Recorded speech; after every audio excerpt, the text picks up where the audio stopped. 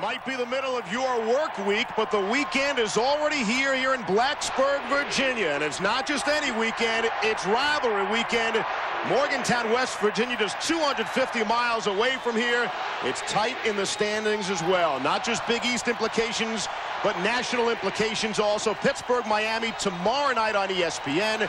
You'll see West Virginia and Virginia Tech coming up tonight here on ESPN2. The Black Diamond Trophy is on the line tonight. 3 super running backs will be on display next. The opening kickoff shortly. But first, back to the studio and Reese Davis. Steve, thank you very much. We look forward to seeing Avon Cobourne against the Untouchables coming up in just a little while. Mike Godfrey, Bob Davie here with me. And guys, let's start and talk about first Virginia Tech. The last couple of weeks, Mike, they really haven't looked like a Frank Beamer coached football team. Reese, I like Virginia Tech in this football game because they're healthy. They had an open date. And when you look at this football team, they're going to play an 8-man front. They're going to crowd the line of scrimmage. They're not going to let Cobourne run the football. And they're also going to get after the quarterback of West Virginia. They're going to strip him, try to get turnovers, and special teams is a plus. We just saw the Big East standings, Bob. A little surprising to see West Virginia sitting there with only 1 conference loss. Reese, Rich Rodriguez and West Virginia have quietly made as much of improvement as any football team in the country. They're a spread huddle, no huddle spread offense, but don't let that fool you. They line up and run the football. They're number 2 in the country in rushing offense. The reason, the tailback Avon Cobourne. He's not only West Virginia's all-time leading rusher, he's also the Big East all-time rushing leader. And keep this in mind, Virginia Tech has lost 2 straight. They've struggled against the run. West Virginia can line up and run the football on Virginia Tech tonight. Forget it. Well, okay, are you making a pick then? Or you? Virginia Tech. And you? West Virginia's going to line up and run the football. You know what? I can't believe that you guys worked together. You recruited him. You guys don't agree on anything. No. Well, we'll continue to work on you.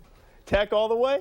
All right, we'll see if that Hokie defense reinvigorates itself after a couple of uncharacteristic weeks. We'll keep an eye on that. We'll be back during halftime. We'll talk about rivalry week here from these guys and see who their best rivalry is, what their favorite one is, and also talk a little bit about the best one-loss team. This is what's coming up in West Virginia. We all stay in our little group.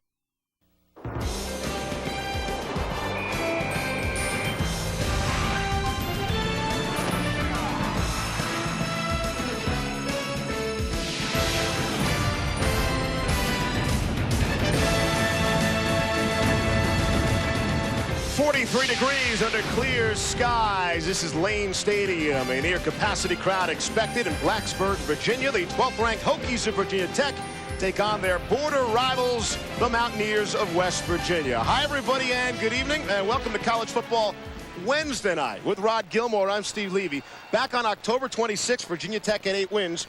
Here on November 20th, Virginia Tech has 8 wins. Frank Beamer told us, hey, we get our personnel back, play the way we're capable, we'll be okay. Well, we know they'll get their personnel back tonight. Yeah, they lost their mojo, and they want to get it back. And it really starts on defense for them, where they have struggled. Vegas Robinson, their fine linebacker, comes back to help a defense that's given up 476 yards rushing in the last 2 games. On offense, they get Kevin Jones back. He's been out for a while. He's explosive. An offense that only got 185 yards rushing in their last 2 games, which they usually do in 1 game.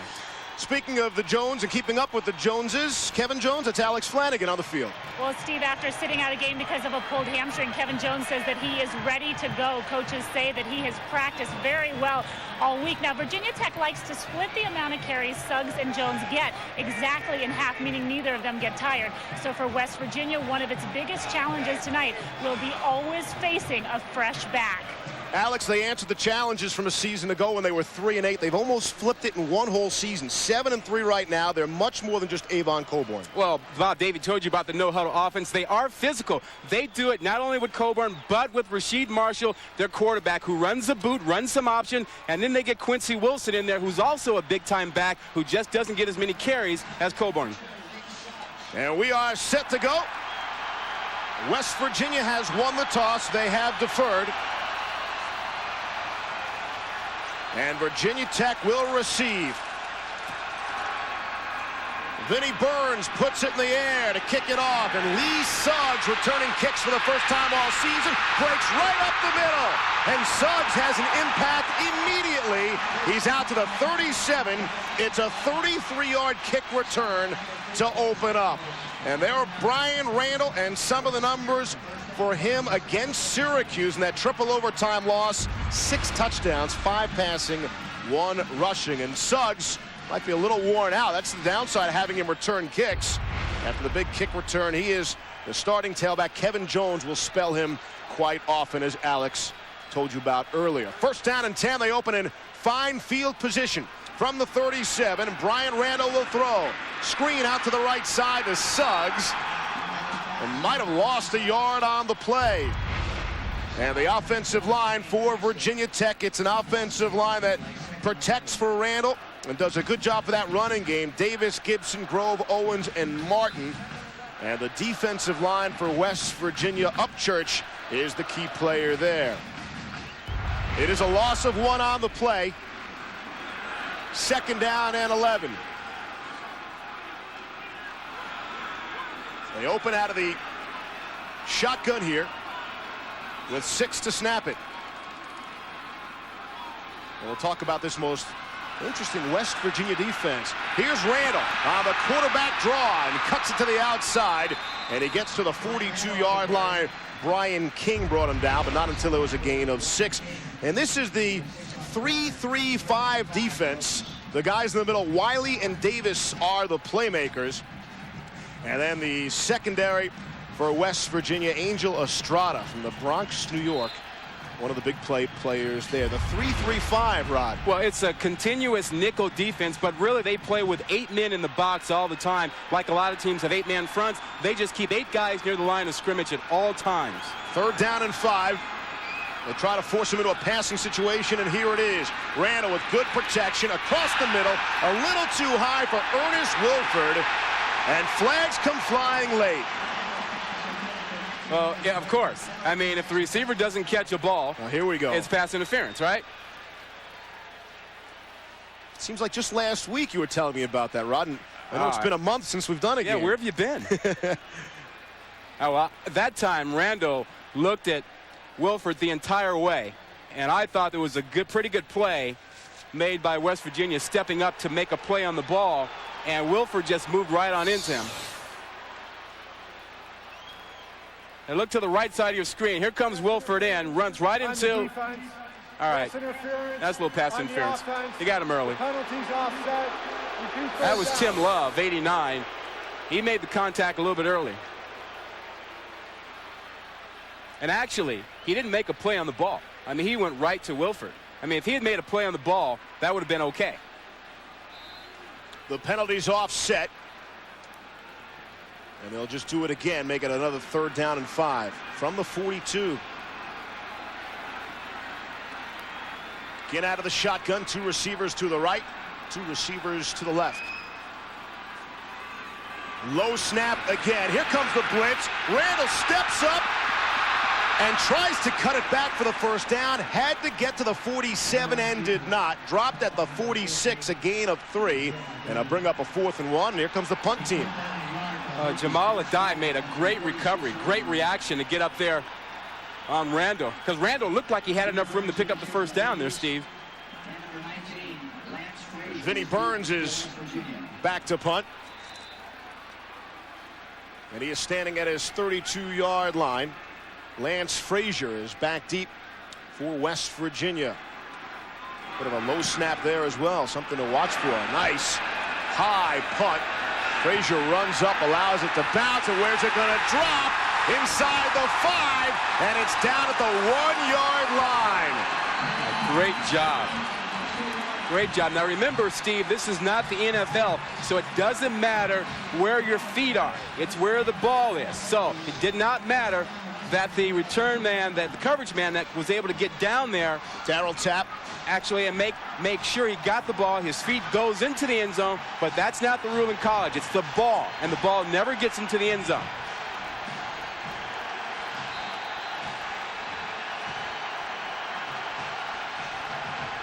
First down and 10 now.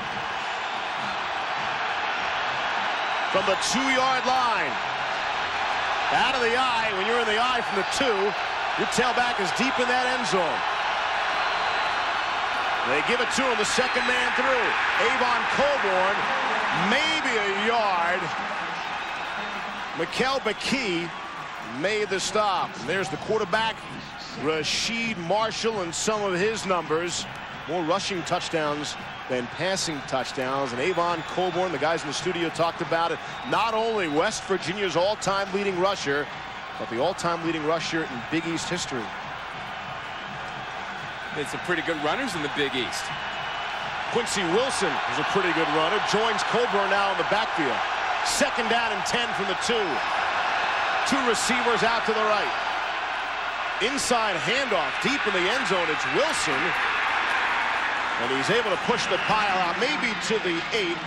Nathaniel Adibi made the stop. And the offensive line for West Virginia, you know these guys are good. They've got the number 2 rush offense in football.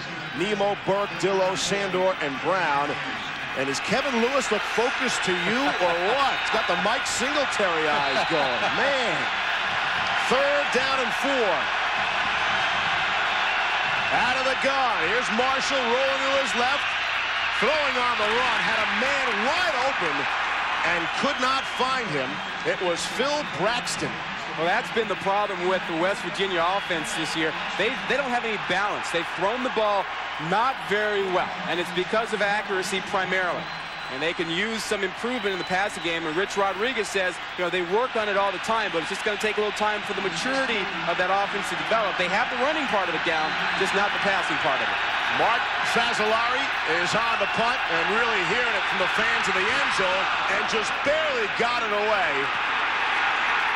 And there is a flag down in the end zone. Considering the pressure, got a pretty good punt away.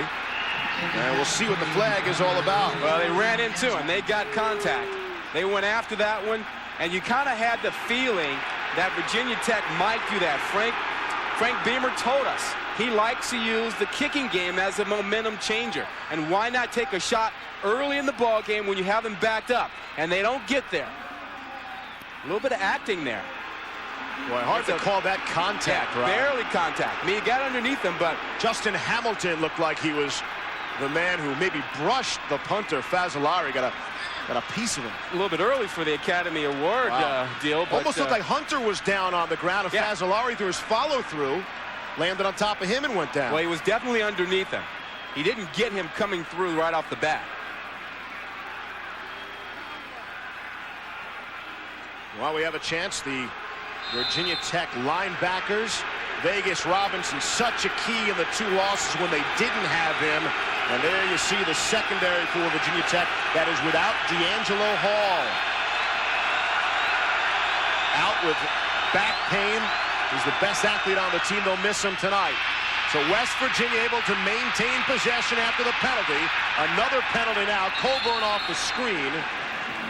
And flags flying early here in Blacksburg. Well, I want to go back to that kick, the attempt to block the kick where they called a penalty. They hit them with roughing the kicker, not running into the kicker, a 15-yarder. And there's no way that's a 15-yarder.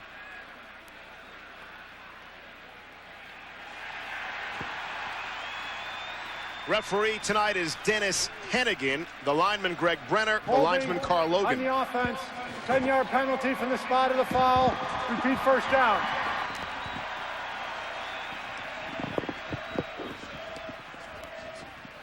Here's another look back at the punt. Maybe the early key play of the game, Rod. Well, just look and see. Is this roughing, or does he simply run into the guy? Now, he doesn't get him coming through.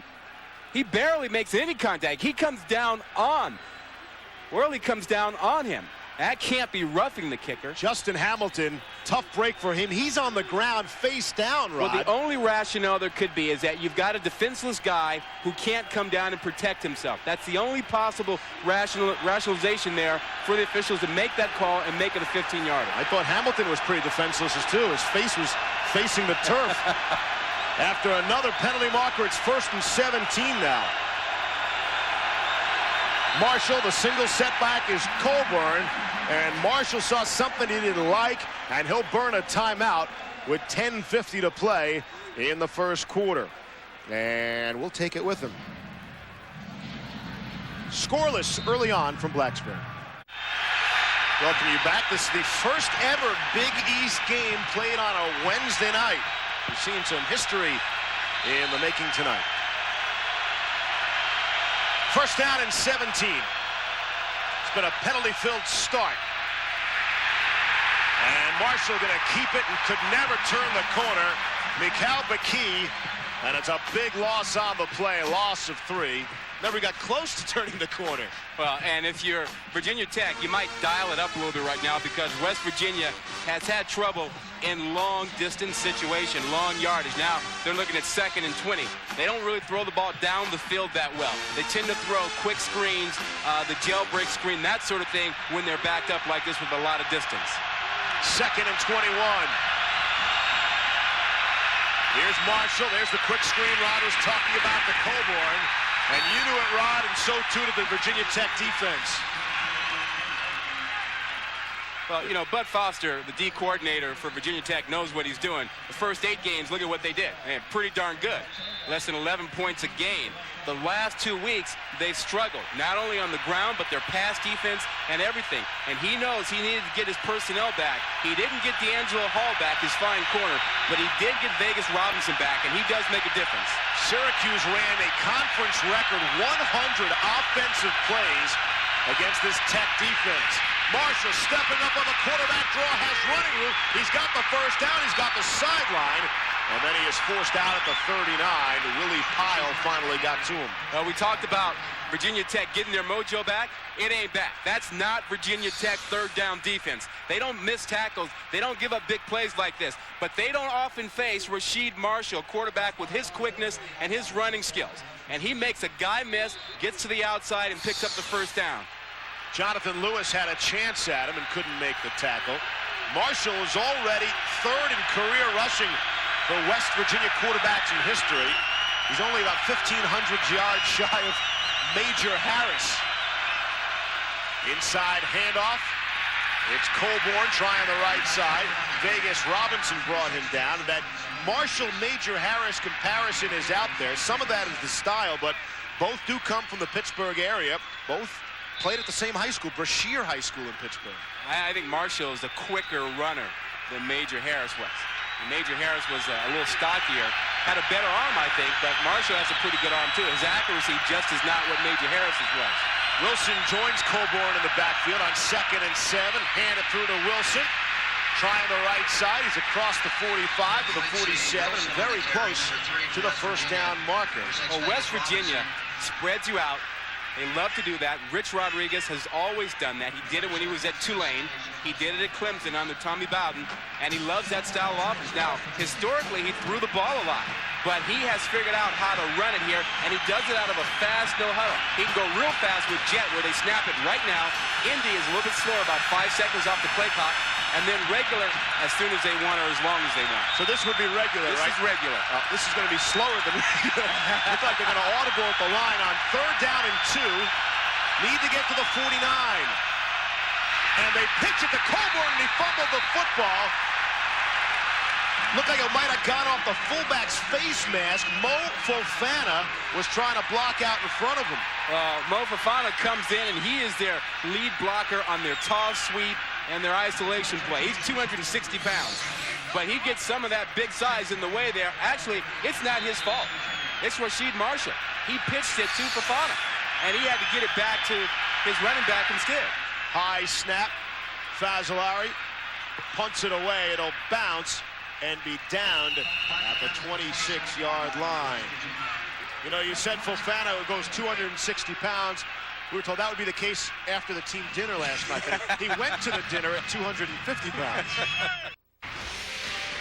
ESPN2's College Football Wednesday Night.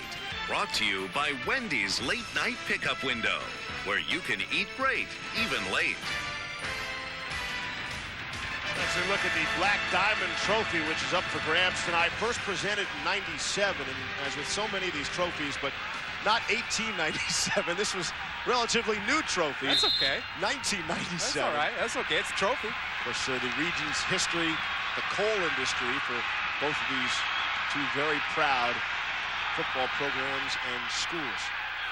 And West Virginia's only had the trophy once, Rod, in that first year, and Virginia Tech has won it in the 4 years since.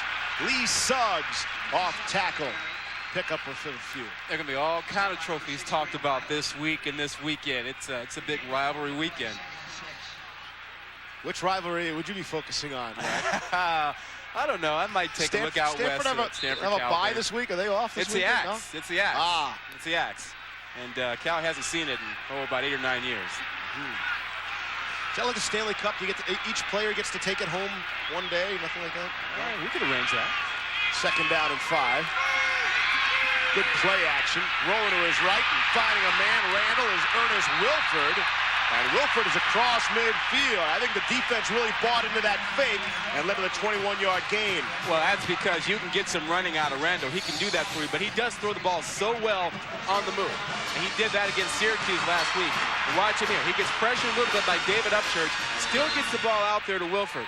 And Wilford had a huge week last week against Syracuse, 279 yards receiving. 1st down and 10. They're across midfield. And they open out of the eye. This time they do hand it off to Suggs. And it's a gain of 2 on the play. We still await Kevin Jones' first appearance of the game. There is a flag on the play. Ben Collins made the stop. That's kind of a late flag. I don't know if there was some extracurricular activity after the tackle, but it came in very late. After the play was over, personal foul on the defense, personal foul on the offense, the penalty's offset, 2nd down. Second set of offsetting penalties tonight. Yeah, they're trying to control this game, the referees are. They know it's a rivalry game. They don't want it to get out of hand. You're going to find probably a little pushing and shoving at the end of this thing. And there it is right there. Shot to the face mask, pushing. That looks like it was Luke Owens who was involved in it. Along with Grant Wiley of West Virginia. I don't know if you had to mess with Grant Wiley. But you want to bother him. I mean, he's the big playmaker, the top tackler for West Virginia. Maybe get him thinking about something else. Out of the eye. They offset the penalties. Quick throw is caught. Doug Eastlick, a juggling catch. And he's inside the 40 to the 39-yard line. That's a great catch by Eastlick. Not a good pass by Brian Randall. You want to put the ball out there and give your receiver or your running back a chance to do something with it. The only reason Eastlick did something with that one was because he made a great one-handed catch.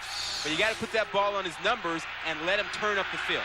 Virginia Tech coaching staff told us he is your typical Virginia Tech fullback, but we try to keep him happy. We'll throw him a bone every once in a while. That was the bone. And that was the bone right there. And he made a great catch on it. Maybe they should throw to him more. 3rd down and 3. Off the play action. Plenty of room for Randall, and he sees it also. Cuts it upfield, and he's down inside the 30. The football came loose, but he was already down. Jermaine Thaxton finally brought him down after the gain of 11, but it's 1st down yardage for Randall. Well, they're picking up yardage, but the striking thing to me, Steve, is that this is not Virginia Tech's personality. I mean, they're not a team that likes to throw the ball down the field an awful lot. That's not what they've done historically. They've pounded you, play action pass, and done that. But because people have been loading up on them and because they were banged up in the backfield, they've gone to opening the ball up more, and Randall has responded. 1st down and 10. Inside the 30. Randall on the option, gives it to Suggs. There's plenty of running. There's the burst of speed. Forget about it. Touchdown. Lee Suggs, 28 yards. They execute the option perfectly. And Virginia Tech is on the scoreboard. Hey, any doubts about Lee Suggs being back? He turned on the Jets because Brian King had the angle and he outran him. Outran him to the corner. And folks, that is history. That is an NCAA record, a 32-year-old record that has fallen. Bill Burnett of Arkansas, sorry, you're out of the record books. Lee Suggs, you are in. A touchdown in 24 consecutive games. Pardo Worley on for the extra point. And it is up and it is good. Lee Suggs, again, think about it, worth repeating, has found the end zone now. NCAA record 24 consecutive games. A history-making night here in Blacksburg, Virginia. A 32-year-old NCAA record held by Bill Burnett of Arkansas has gone away. Congratulations to Lee Suggs. A touchdown in 24 consecutive games. Rod, put that into perspective. 24 consecutive games reaching pay dirt. That's why those records are there 32 years. That is ridiculous. That's just sick. I mean, a guy that is being keyed on every week, getting paid it. John Mollerup will put it in the air. Braxton and Smith are back deep. And it will be Derek Smith, but you hear the whistles and flags and things of that nature. Under 5 to go here in the first. Been a penalty-filled first quarter.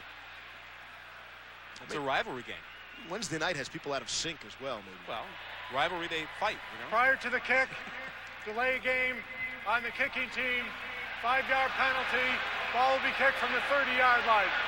Not a real physical type penalty, Rod. Delay of game in a rivalry game. But wow. How do you do that? They're really going at it. Delay of game. The intimidation is very present. Well, we got the key game in the Big East tonight, and then, oh, by the way, there's a pretty good-sized game tomorrow night. Number 1 ranked Miami against a very good Pittsburgh team tomorrow night, 7:30 Eastern, 4:30 Pacific. College football Thursday night presented by Circuit City, and you can see that tomorrow night over on ESPN. I think folks have gotten Miami's attention. I think Miami will show up big time ready to play tomorrow night. Seems that whenever somebody says, hey, Miami might lose, Miami gets focused, they get in there, and they get it going. So it ought to be a good one. Pittsburgh's got something going. I like Fitzgerald as a wide receiver. Hey, here in Blacksburg, they're pretty well aware just how good a team Pittsburgh is. Yes, indeed. Talk about your rivalry. Both of these schools you're watching tonight with West Virginia and Virginia Tech. Derek Smith, not even going to try it.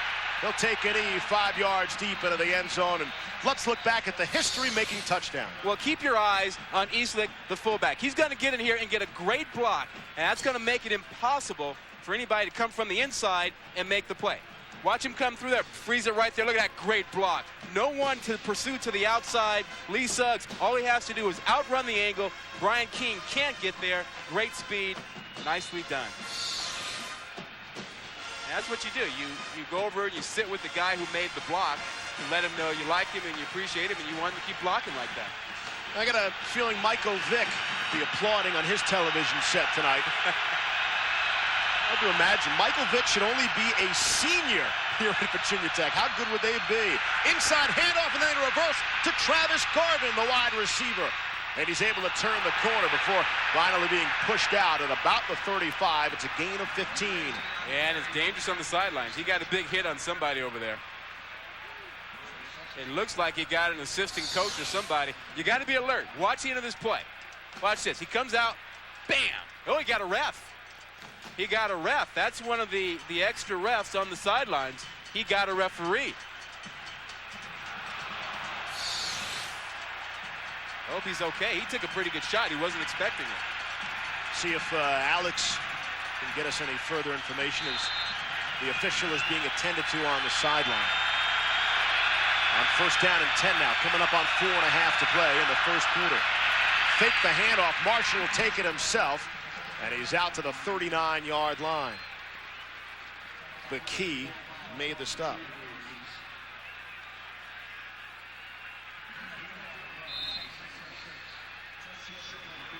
One of the great rivalry games. And these are two schools who have more than one big rival. But this is certainly always a highlight of the schedule.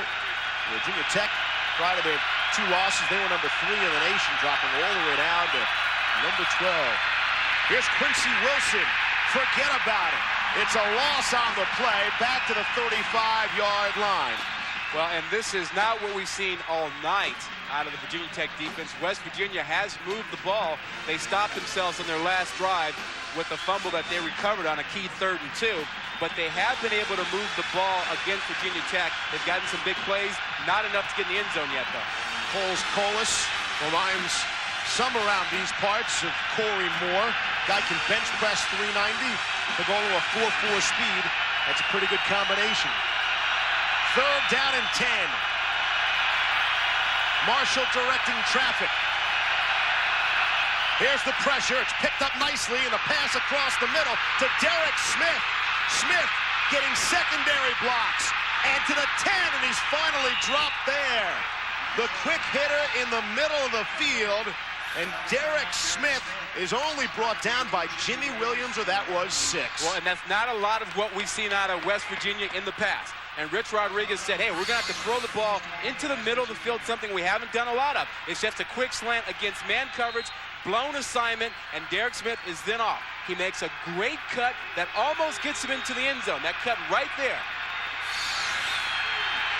On a 3rd down and 10, Derek Smith picks up 56. Made it look pretty easy. Go back to the running game now, and Avon Coburn trying to turn the corner. He's got a step, reaches across. Is he in? Yes! Touchdown, West Virginia. Avon Coburn answers the touchdown by Lee Suggs, and we're an extra point away from being tied at 7. And that is as fine a 9-yard run as you're going to see. I mean, he showed you some strength, some power, some quickness, and vision. There was no hole inside. And he spotted it to the outside, jumped outside, spotted it again, gets more outside, and picks up the touchdown. Todd James for the extra point.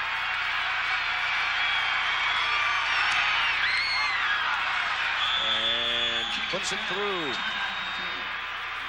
We are tied at 7 with 2:45 left. The fine touchdown run, but really the big play was on 3rd down and 10. Little inside slant to Derek Smith that he took 56 yards. And then it was Avon calling the end zone. A 9-yard run. And with the PAT, we're tied at 7. Late in the first quarter in Blacksburg.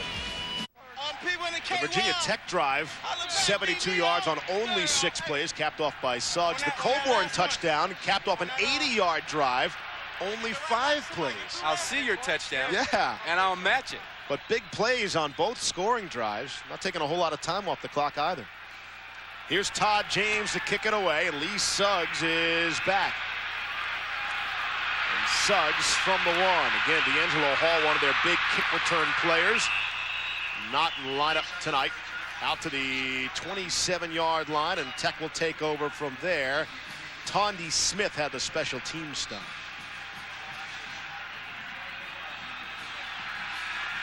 It'll be interesting to see how Virginia Tech responds. Remember, we've seen them get Randall to the outside and throw the ball down the field. They're going to have to get Jones into the lineup and get going with him. Maybe he'll show up this series. This would be about the time you'd see him. And he is, Rod. As if you called for him, and there he is. Kevin Jones makes an appearance in the football game. He's got Eastlick in front of him, and a quick pass, the screen out to the wide receiver. Is Richard Johnson, and a gain of 2. We sent it down to the field, and Alex Flanagan.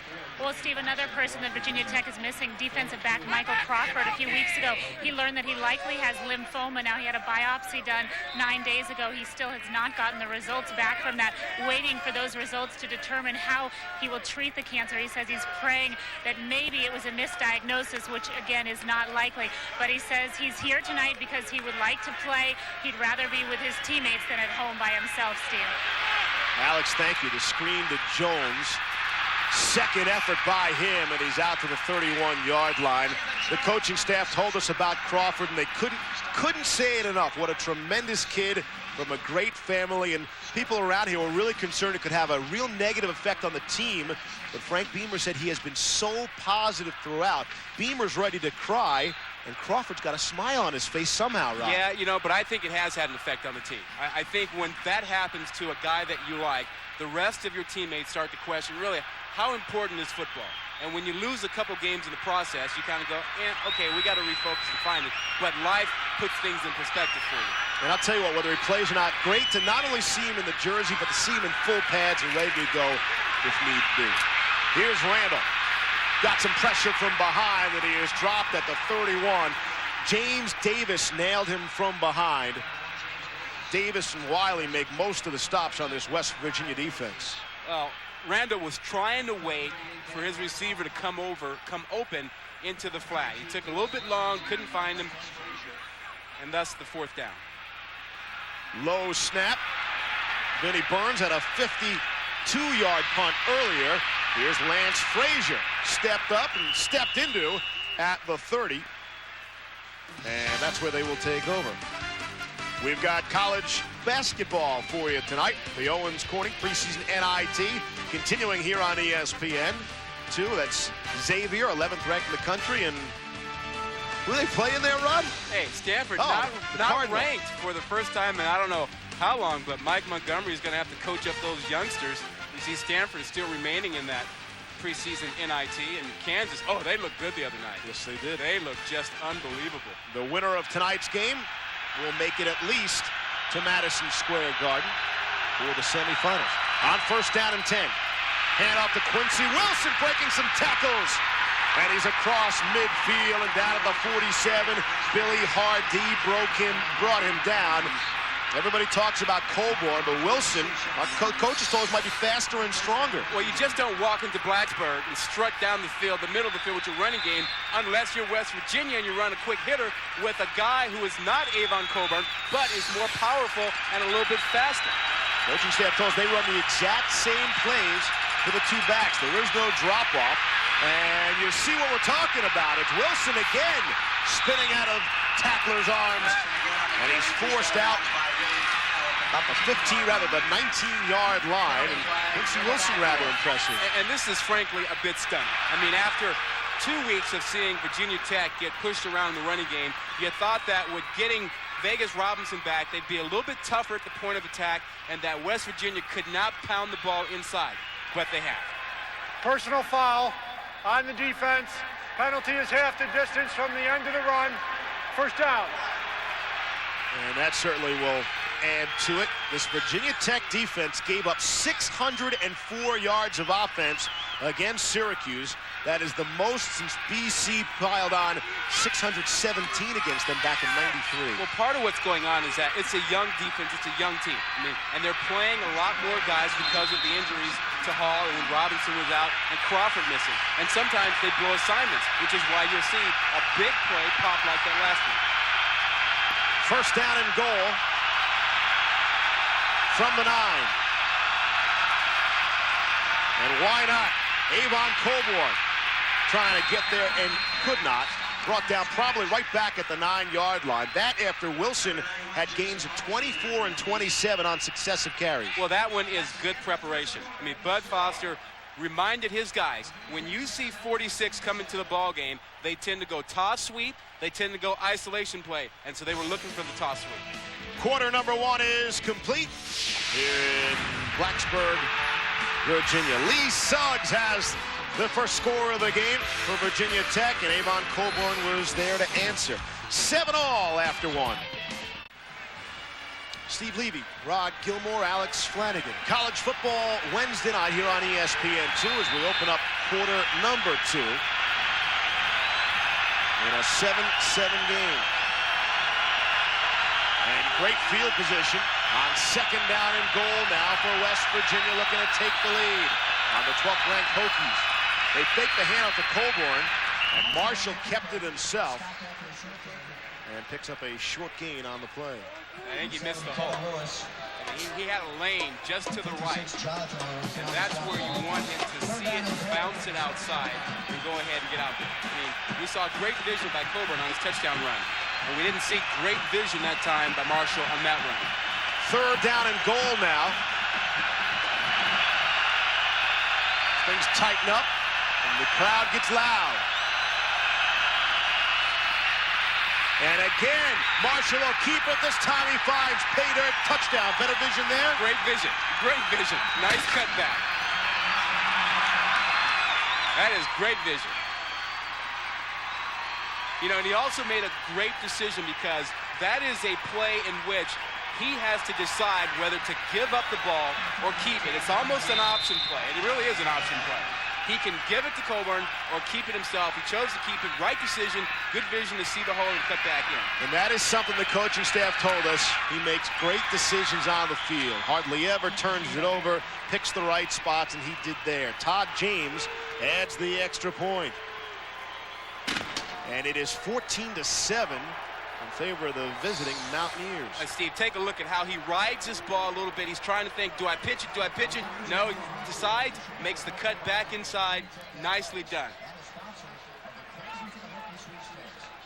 Here you see he's got the option to pitch it. And there you see a missed tackle coming up inside. Mikael McKee misses it. Now take a look whether he gets the ball across the plane before his knee is down. Ball breaks the plane, it looks like, from that angle, but his knee was down at about the 1 yard line. But it looked like the ball broke the plane from that angle. Didn't seem like there was much argument on the Virginia Tech side of things. West Virginia has 117 rushing yards already. They're averaging 11 yards per rush and tearing up that Tech defense. I'm telling you, this is unreal. I mean, this stretch of time for the Virginia Tech defense, 3 weeks, 3 games like this, unbelievable. 14-7, and a bit of a surprise brewing here early on. In quarter number 2, James will put it in the air, and Suggs will race over to get it, straddling the goal line, and look to make a move from there. Gets out to the 18-yard line, and that's where they'll open. Great Big East action for you tonight, and quite frankly, gets even bigger tomorrow night. 19th ranked Pittsburgh will be in Miami. Take on the top-ranked Hurricanes at 7:30 Eastern, 4:30 Pacific. And a look at the Big East standings. How strange is that to see Pittsburgh atop the Big East standings, Rod? Well, it's not strange to them. It's wild. I think everybody else across the country figured Miami was on top, but no, Pitt knocked off Virginia Tech. Then again, they played one fewer game to this point in conference, so that obviously could even out. We'll see what happens tomorrow night. Little option, and it's Lee Suggs. Did a good job just hanging on to the ball and pitched that time. Yeah, he did, but I'll tell you what, Eastlick is having a night. I mean, he had a one-handed catch. He's had 3 tremendous blocks. He had a great block on that last play. I mean, right now, he's as dominating a presence on the field as anybody on that Virginia Tech offense. Doug Eastlick, the fullback from New Jersey, the junior. He and Suggs are the only skill offensive players to start every single game this season. He's got that helmet all scratched up, as you would expect from your fullback. Exactly. Blocker. A couple of pretty good running backs. And here's Suggs again. And that time he stopped almost immediately by Ben Lynch. As we look back at Game Track, some of the highlights in a record-setting night for Lee Suggs. Oh, we saw a couple of great runs. This one by Suggs, great jets at the end to outrun Brian King to get him to the end zone. And then another great run, a shorter one by Evan Coburn as he just dishes to the outside, squeezes in there. Great vision, great feet, and we're going to see 3 or 4 great running backs tonight. You surprised we have not seen more of Jones? Actually, I am. I am too. Again, it's Suggs carrying the football, has the first down, unless Jones, and it's likely, is not 100%, had missed the previous 7 quarters of this game coming in with that high ankle injury. Well, you know, he had the hammy also, the hamstring thing, and the idea was to get him in the game the 3rd series. He was only in for the 3 plays.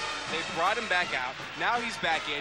You want to keep him warm. You want to get him going before that hamstring, you know, tightens up or anything. You want to find out if he can play a whole game. See if they give him the football here on 1st down and 10 from the 30.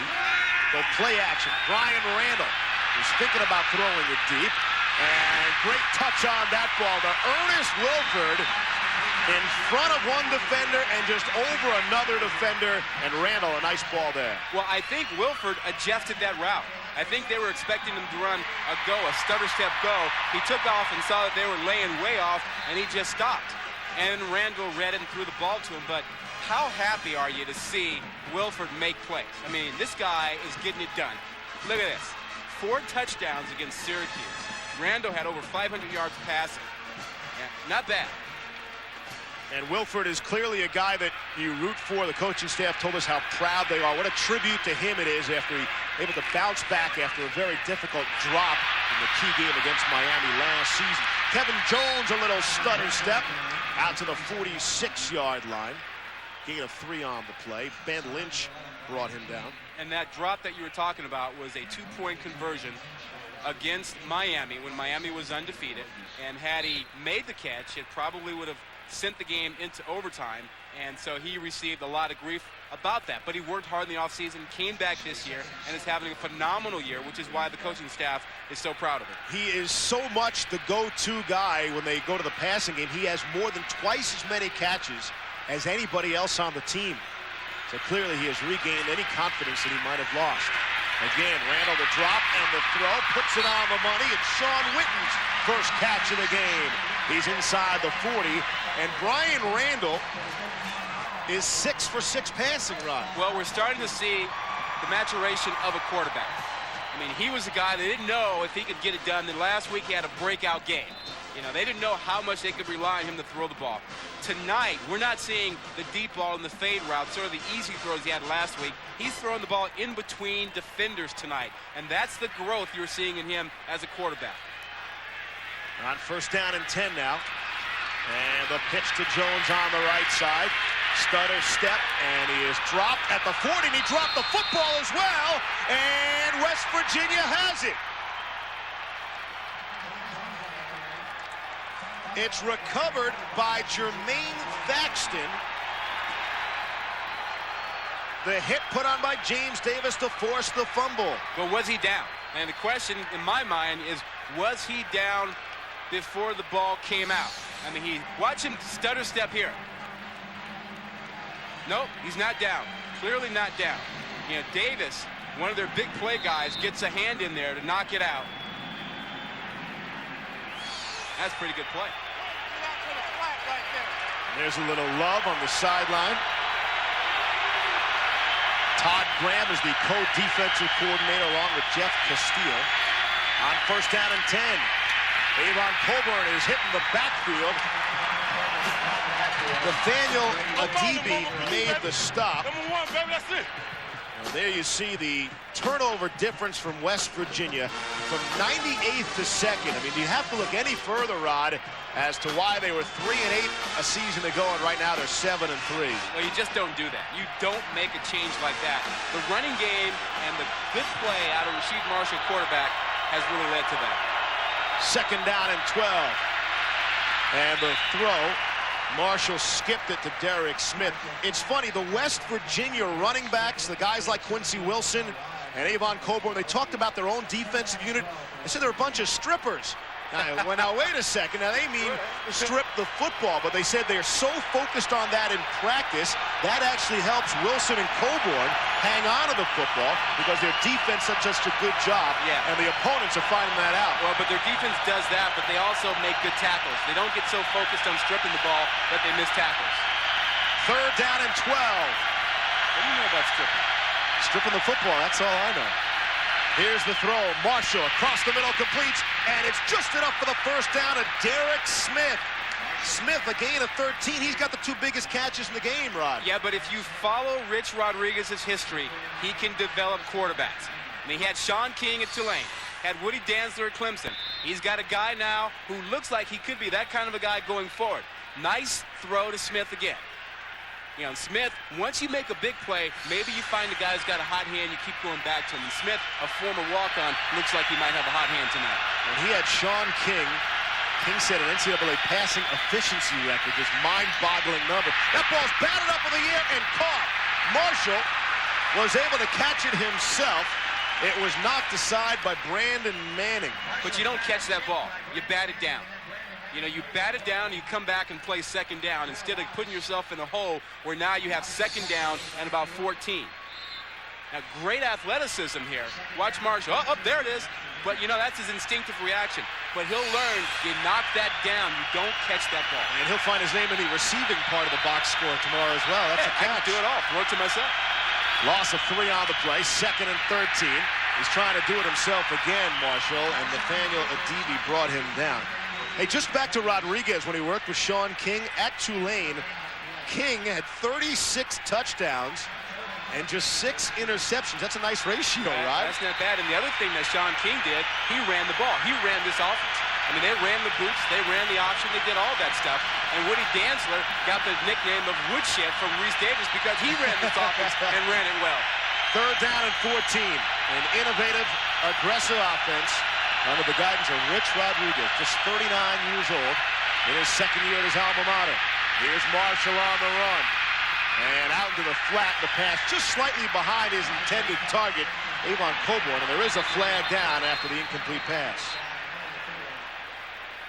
You know, if you're Virginia Tech, the scary thing is that your defense, they know what's coming. I mean, they're well prepared. They're getting in the right place, but they're not making plays. That's the scary thing. They're not being tricked here. I mean, as we sit up here, we see the plays coming by their tendencies. We know Virginia Tech knows, but they're being manhandled by West Virginia, who's a little bit more physical right now.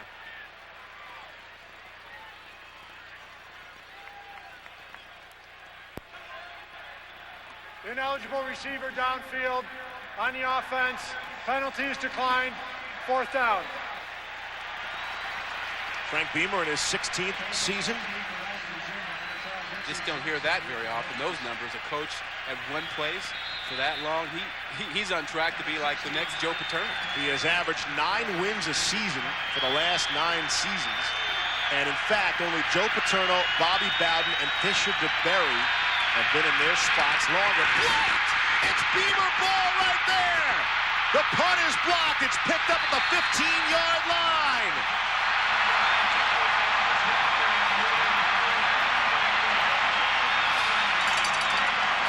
Ernest Wilford, the big play receiver, looked like he got a hand on it. I don't know if it was Wilford or Williams. You know, the freshmen, they were 18 and 19. They're both similar. Who comes up the middle? It is Wilford. But look who's there. 19 Williams. It's the freshman who's about 6'3", there to try to pick up the ball. They're like twins in size. And those guys came right up inside. And Frank Beamer uses special teams and blocks as a momentum changer. And that did it right there. Gave a little bit of life to Virginia Tech. And they've been slumping in that department lately. Just 5 blocks coming in. That's number 6. And Lee Suggs, with the crowd riled up, is knocked down. Maybe a loss on the play. Well, but this is what Frank Beamer told us he really believes in. He believes that momentum is a very, very key factor in ball games, and that you can't wait for momentum. You have to create it, and you can create it in special teams. And if you're not aware, we say Beamer ball, so that's obvious. Frank Beamer does handle the special teams, which is rather unfamiliar territory for most head coaches. Yeah. 2nd down and 11. Ryan Randall under pressure and dropped out of the 22. Tim gave him some love. Tim Love from Ohio. You know, on the special teams note, I thought it was interesting the way that Beamer reacted yesterday when we were talking to him about special teams and their problems lately. I mean, he took it so personally. I mean, he looked so pained. He did. We asked him about the kicking game. He took the glasses off, took a deep sigh, wiped his brow. I mean, it was painful watching him try to answer about the kicking. They've really struggled in terms of field goal kicking. In fact, they've missed 7 of their last 9 kicks. They've used 3 different kickers this season. And a timeout will be taken by Beamer and Virginia Tech, and he doesn't look particularly pleased right now. 6:57 to play here in the first half. Mountaineers on top, 14-7. Back for a big play. 3rd down and 12 from the 17. As the Hokies look to go in for the game-tying score. Well, it looks like they may have single coverage on the bottom with Wilford. That might not be a good matchup for West Virginia. See if Brian Randall spotted that. Randall's rolling the other way to his right. And flags are down. Prior to the snap, timeout, West Virginia. That is their 2nd timeout of the half. Good, Rod. Good job. Hey, they didn't like it either, huh? Maybe they saw what you were talking about. And we'll step out.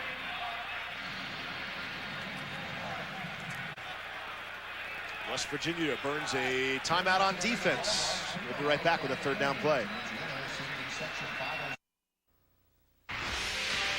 ESPN2's College Football Wednesday Night.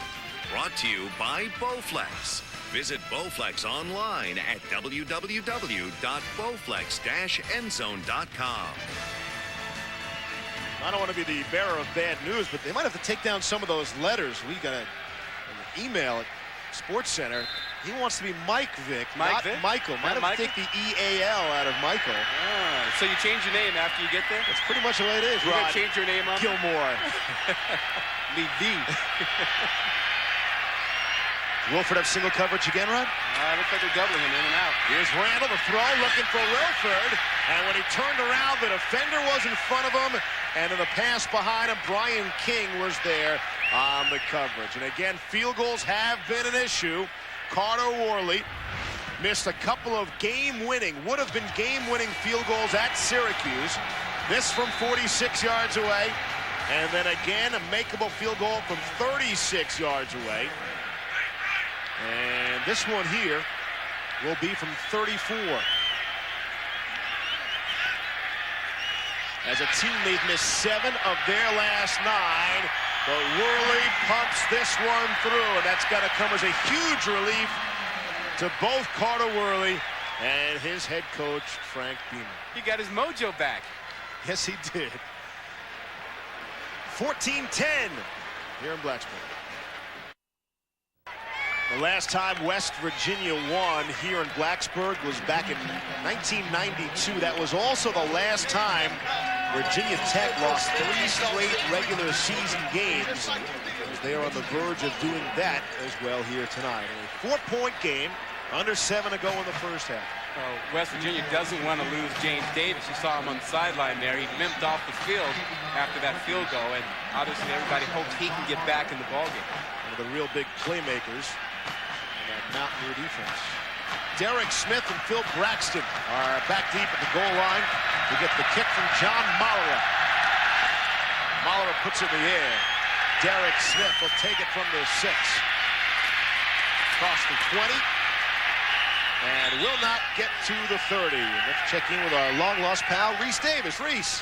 Steve, clearly that was a mistake on the kickoff, because what you do when you return a kickoff is lateral it a lot. 20 years ago today, Kevin Mullen going in for Cal against Stanford. The trombone player Gary Terrell gets run over it. Oh, wait. Who's this? Rod Gilmore arguing his case. Hey, Gilmore, weren't you on the kickoff coverage team that year? Rod. No, Reese, why do you want to ruin a perfectly good night? Rod. Obviously, I didn't plead my case well enough. But you know something? The Stanford Axe? Yeah. It's 2019. Stanford win that year. Is that right? Yeah. Hadn't changed. Here's first down and 10. Inside handoff to Avon Coburn, making some people miss, and he should have enough for the first down. And Rod, I feel bad. If I would have known prior to this, I would have gotten you a gift or a card, so a happy anniversary. 20 years ago today. What?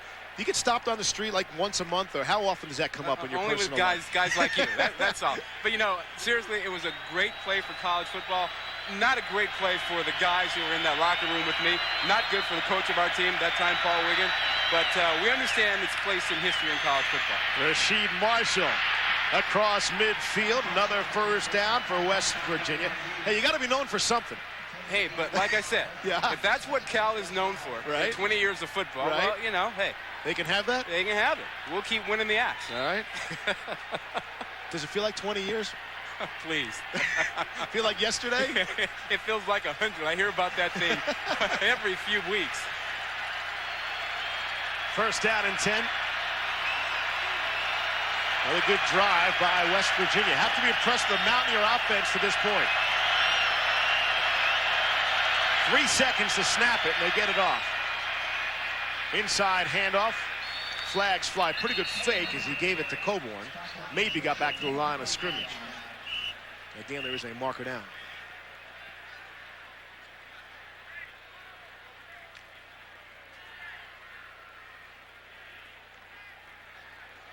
And that'll push West Virginia back.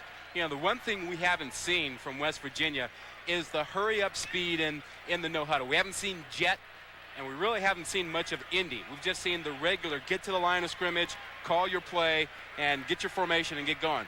But if they want to change the pace, control the tempo, Rich Rodriguez will say, let's go jet, let's go jet. And that means you snap the ball within 2 or 3 seconds of the time that you line up. And if you go motion Indy on the offense, 5-yard penalty from the line of scrimmage, repeat first down. Now, Indy is not as fast as Jet. Everybody knows that. Sure. A Jet is faster than Indy, right? An Indy racing car. Exactly. Yeah. So for Indy, you go 5 or 7 seconds and you snap.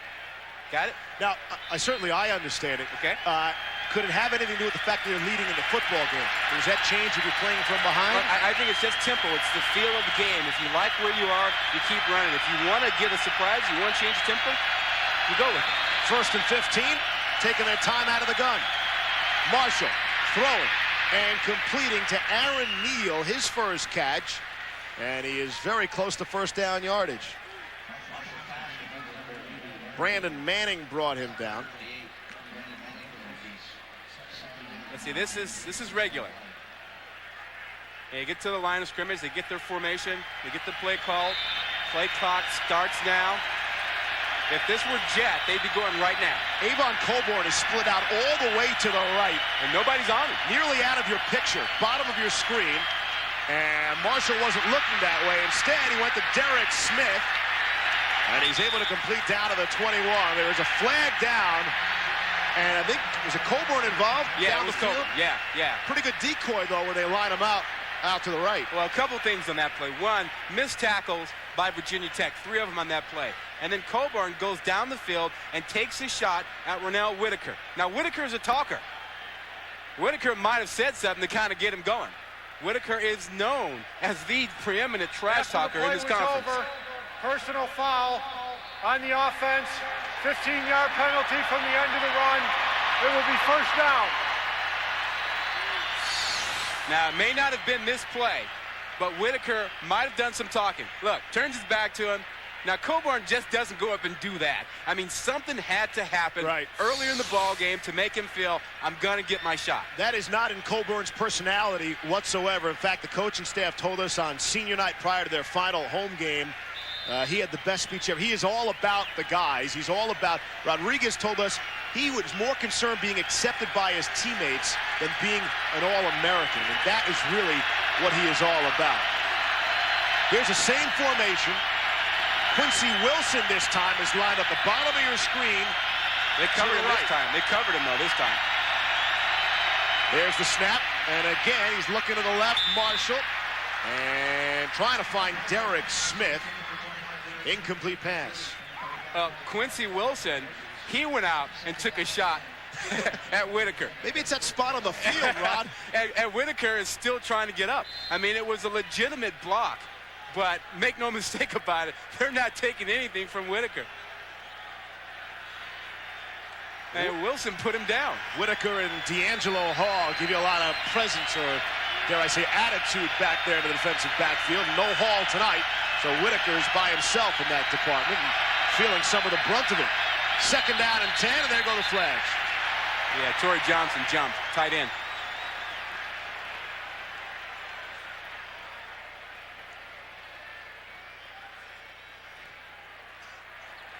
Prior to the snap, false start on the offense, 5-yard penalty, remains second down. I bet they called Torrey Johnson's number in the huddle. And he thought, I'll get a quick release here. Got a little excited. Torrey Johnson has just 5 catches on the season. 2 of those, though, have gone for touchdowns. Yeah, they typically only go to him down and in the red zone, inside the 20. 3 penalties already on this drive. Backs him up for a 2nd and 15. Just on their side of midfield. Marshall lofts one, sideline, and it is incomplete. Derek Smith was the intended target. Garnell Wilds was there on the coverage. Wilds had 3 interceptions against Syracuse, tying the school in conference record. Okay, now why didn't we have pass interference on that play? Now watch the end. Watch a push off there. Right hand, pushed off a little bit. No catch. Now, if the defensive guy had pushed off just a little touch, that would have been flagged. I can't answer that question. You put me in a most difficult spot. The witness may answer the question. 3rd and 15. Marshall 7 of 12 for 92 yards. Going to put up for the 13th time. Finds Quincy Wilson, and he stumbles down across midfield out to the 43-yard line and pounds the turf. Gain of 8 on the play. West Virginia does a very nice job of keeping their defense off the field. And they run the clock. They get a number of plays going. You rarely see them go 3 and out. That allows your defense to kind of collect itself, figure out what it's going to do, come in rested. Actually, you really could say that about both of these schools, Rob. They are 1-2 in time of possession in the Big East. On 4th and 7, they're going for it. And Fazzolari will kick it out of that formation. And the punt, and let's see where it'll be downed. It is dropped at the 1, and that's where Tech will take over. Mike Page was the first man down there. It goes a 42-yard punt.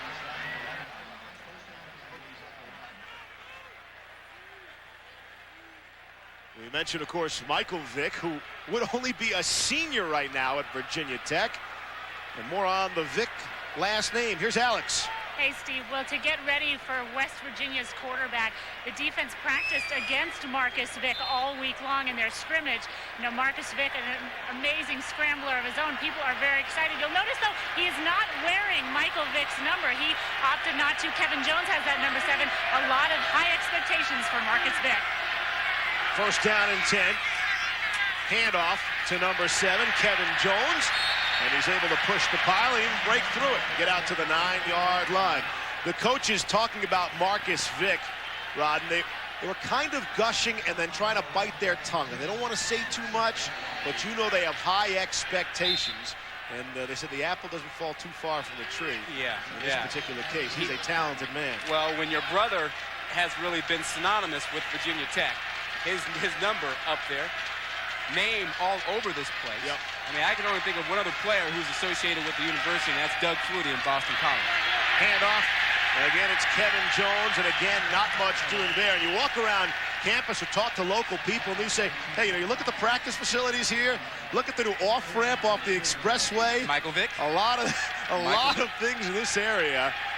You don't want to call this the house that Michael Vick built. Maybe just one end zone stands. Yeah, Mike Vick, I'm sorry. Yes, Mike Vick had an awful lot to do with this place. And I suspect Marcus Vick is going to be in the hunt for the quarterback spot next year. Now, the coaches don't want to say that, but you don't keep a good talent down. He's redshirting this year as his brother did. And Brian Randall, probably not thinking about that now. But Randall might go through some of the things Grant Knoll is going through. Knoll came into the season as the starting quarterback, was hurt in the second game against LSU. They wanted Randall to play anyway in the third series. He came in, and Knoll, who's still slightly injured with a slightly torn ACL, there he is. Can't get his job back. Randall has been that good. Randall may wind up being in the same position as Grant Knoll is now, and Marcus Vick's got a little bit of that Harry Potter magic about him. Have you seen Harry Potter too? I will. Rod? I will. Did you read the book? Of course. I'm still waiting for Harry Potter to come out on DVD. I have read all the books. I saw the first movie, and I'll get to the second one, but I'm just not going to stand in line. It is a first down. Hey, special thanks go out today to the men and women of the security department assigned to the naval support activity at Suda Bay on the Greek island of Crete. Thanks for watching this game on American Forces Network. All of America, thanks you for what you're doing day in, day out. First down and 10. On the run, Randall throwing. Looked like through the hands, a bit high for Sean Witten. And maybe Reese will try and embarrass you again. Back to the studio. I owe him such an apology, Steve. I'll put it this way. Tomorrow night, we'll go for the Big East Golden Snitch. Pittsburgh and Miami. We'll get a look at that. We'll also talk about rivalry week. Hear from Bob and Mike on how it is to be on the sideline and in the week leading up to a big game like that. And among the one-loss teams, who's the best in the business? And, Rod, I think it's admirable. Not once have you called out Elway for calling timeout too soon. Well, Reese putting you on the spot, too. Yeah, I'm not playing golf with John anytime soon now. I can't wait for the next cut-in. Here's Randall, down the field, big catch, big hit, and Sean Witten's able to hang on to the 35. He was thumped down by Brian King after the gain of 24. As Reese would say, he must have had the golden snitch, and they wanted to knock it out of him. It's a nice throw and a big hit. I mean, Brian King just came in and unloaded. King, who continues to play with that broken thumb, put a little shoulder pad into him. And now flags fly as Randall is going to be taken down at the 31-yard line. Less than 90 seconds to play in the first half. Well, you know the deal with the golden snitch. I mean, once you get the golden snitch, right, game is over. I mean, that's it. That's the whole thing in Quidditch and Harry Potter. You get the golden snitch, game over. See, the difference is you and Reese have children and therefore have been sort of forced into seeing the Offsides Harry Potter. On the defense, 5-yard penalty from the line of scrimmage. Repeat first down. And there's college basketball for you tonight. Xavier and Stanford will go at it. Hopefully the band will stay off the court. Yeah, oh, yeah, there we go. Basketball game. Just pile on Stanford tonight. Owens Corning preseason NIT. A battle ahead for New York City and Madison Square Garden. That's coming up after college football tonight on ESPN. What does Stanford look like without Curtis Borchardt, without Casey Jacobson, who should be playing at Stanford, but instead they both opted for the NBA? John Dunn is being attended to. We'll come back right after this. You know, we've spent so much time talking about Mike Vick. Only fair to mention West Virginia's most recent graduated quarterback. How about Mark Bulger? The season he's having. Oh, man, he's something. Two hottest quarterbacks in the NFL. Products of the two teams we're seeing here tonight. And the long throw by Randall down the sideline. And if there's no flag, that's excellent coverage. Ernest Wilford was the intended target. Let's go down to Alex. Steve, offensive tackle John Dunn has just been taken into the locker room. They are going to take some x-rays of his lower leg. All right, Alex, thank you. Well, that could hurt Virginia Tech's rushing attack. Dunn has been a big factor up front for them. Jimmy Martin had replaced him over the last 4 games in the starting lineup. I say Martin has the best feet of any of the offensive linemen, but Dunn had started the first 6 games. Here's the throw by Randall, and that will go incomplete again.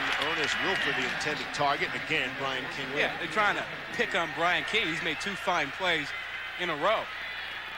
I think, you know, if you're a corner and you like to play the game, you look forward to matchups like the one he has with Wilford. You don't shy away from him, and King hasn't shied away from that one tonight. King is tied for second in career passes broken up at West Virginia, trailing only Aaron Beasley. He's been playing with a bad thumb as well, but that hasn't really stopped him. Randall, after his 6-for-6 start, he's missed on 4 of his last 5 tosses. Got pressure, took a helmet in the mouth, but was able to complete that one to Richard Johnson. I guess James Davis is okay. Yeah. He is back, and I think Brian Randall will tell you he's okay. You learned something about your quarterback, too, completing a pass like this. Look at this. He has to stand in there and take this thing right in the mouth. Bam.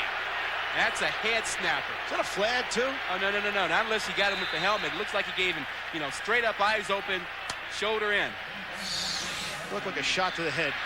Well, the head did snap back. Shanked by Vinnie Burns, the punter. And it'll go out. Let's see where they mark it.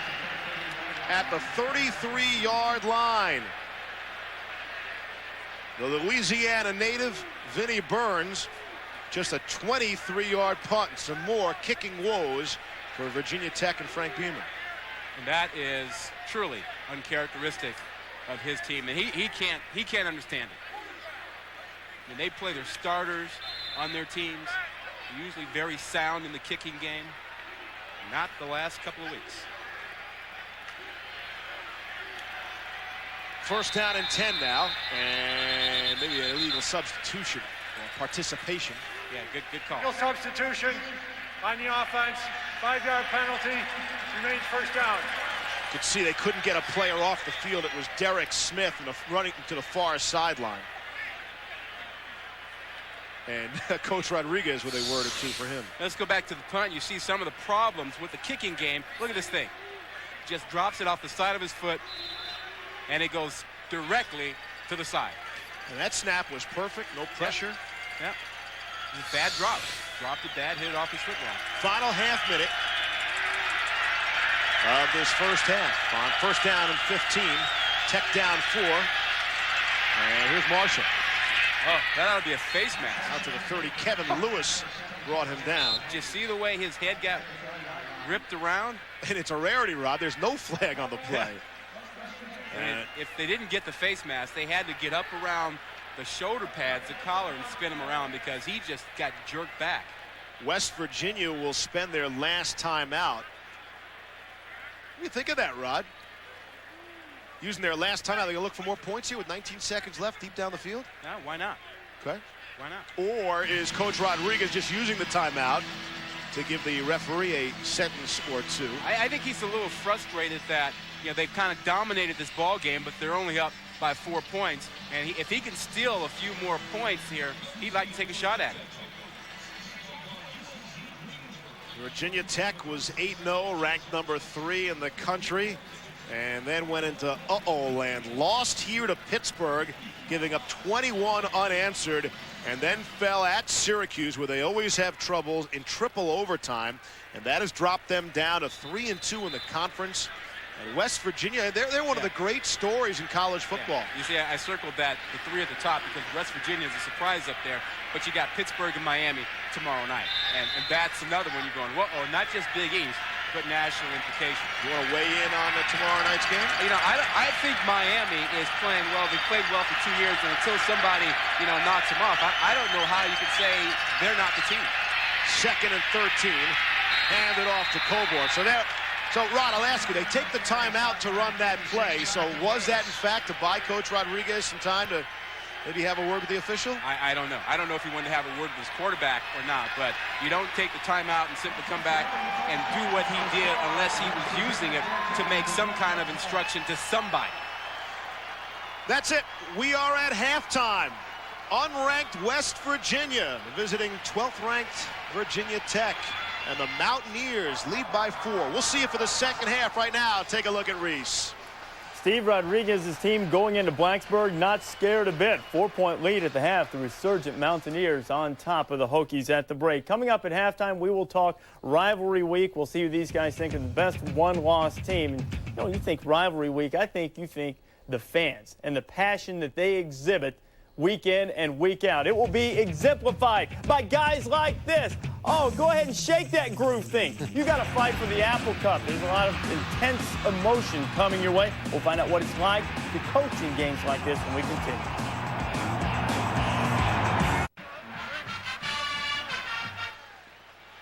We are set for third quarter action.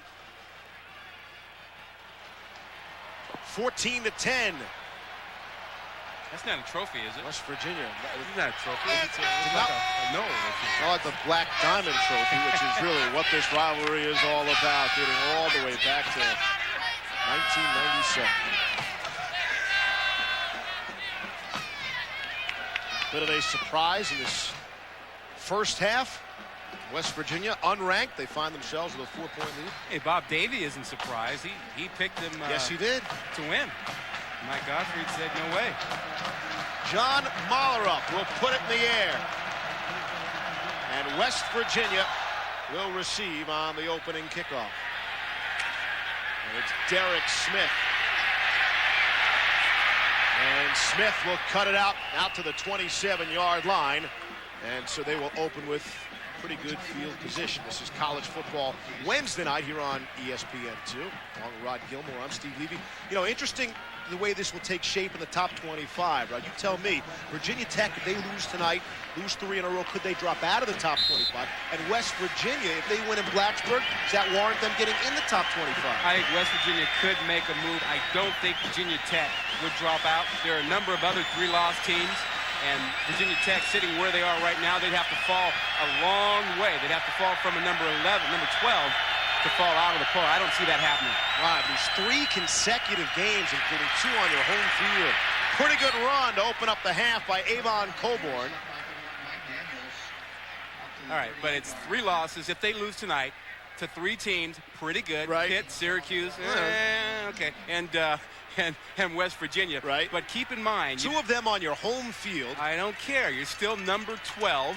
You're not going to fall all the way out, particularly if you've got a 3-loss Colorado, Penn State team, and LSU in the top 20. And then you get into the argument in terms of timing of losses. Hey, does a loss in the first game of the season mean as much as a loss down the stretch? Hey, wait a minute. They haven't lost yet, okay? Well, no, I realize that, but in terms of the argument, you buy it matters what part of the season you lose? I don't think it matters until you fall enough out. I don't think you fall from 12 out of the top 25. You may fall to 19, 20, 21, 22, but not out of the top 25. Rasheed Marshall's throw connects with Mike Page And we send it down to Alex Flanagan.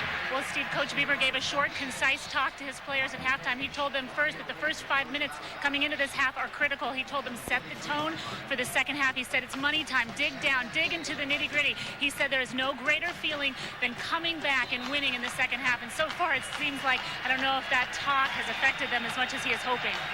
We'll see if the points at the end of the half, the field goal they benefit from the blocked punt, will lead to any kind of momentum, although Avon Coburn is picking and choosing his holes across midfield, first down. Well, the thing that would help Frank Beamer is not so much the talking, but that his defensive guys make tackles. And they've missed a lot of tackles. I mean, in the first half, West Virginia had 100 yards passing. 87 of those yards came after the catch. Missed tackles.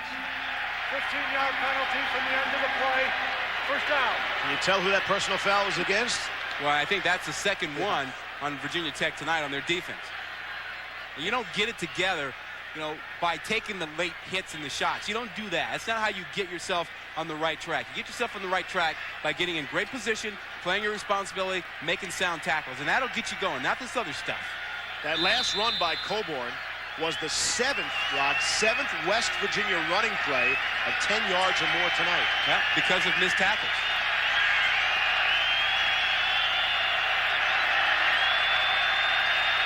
Out of the gun, two receivers up top to the right.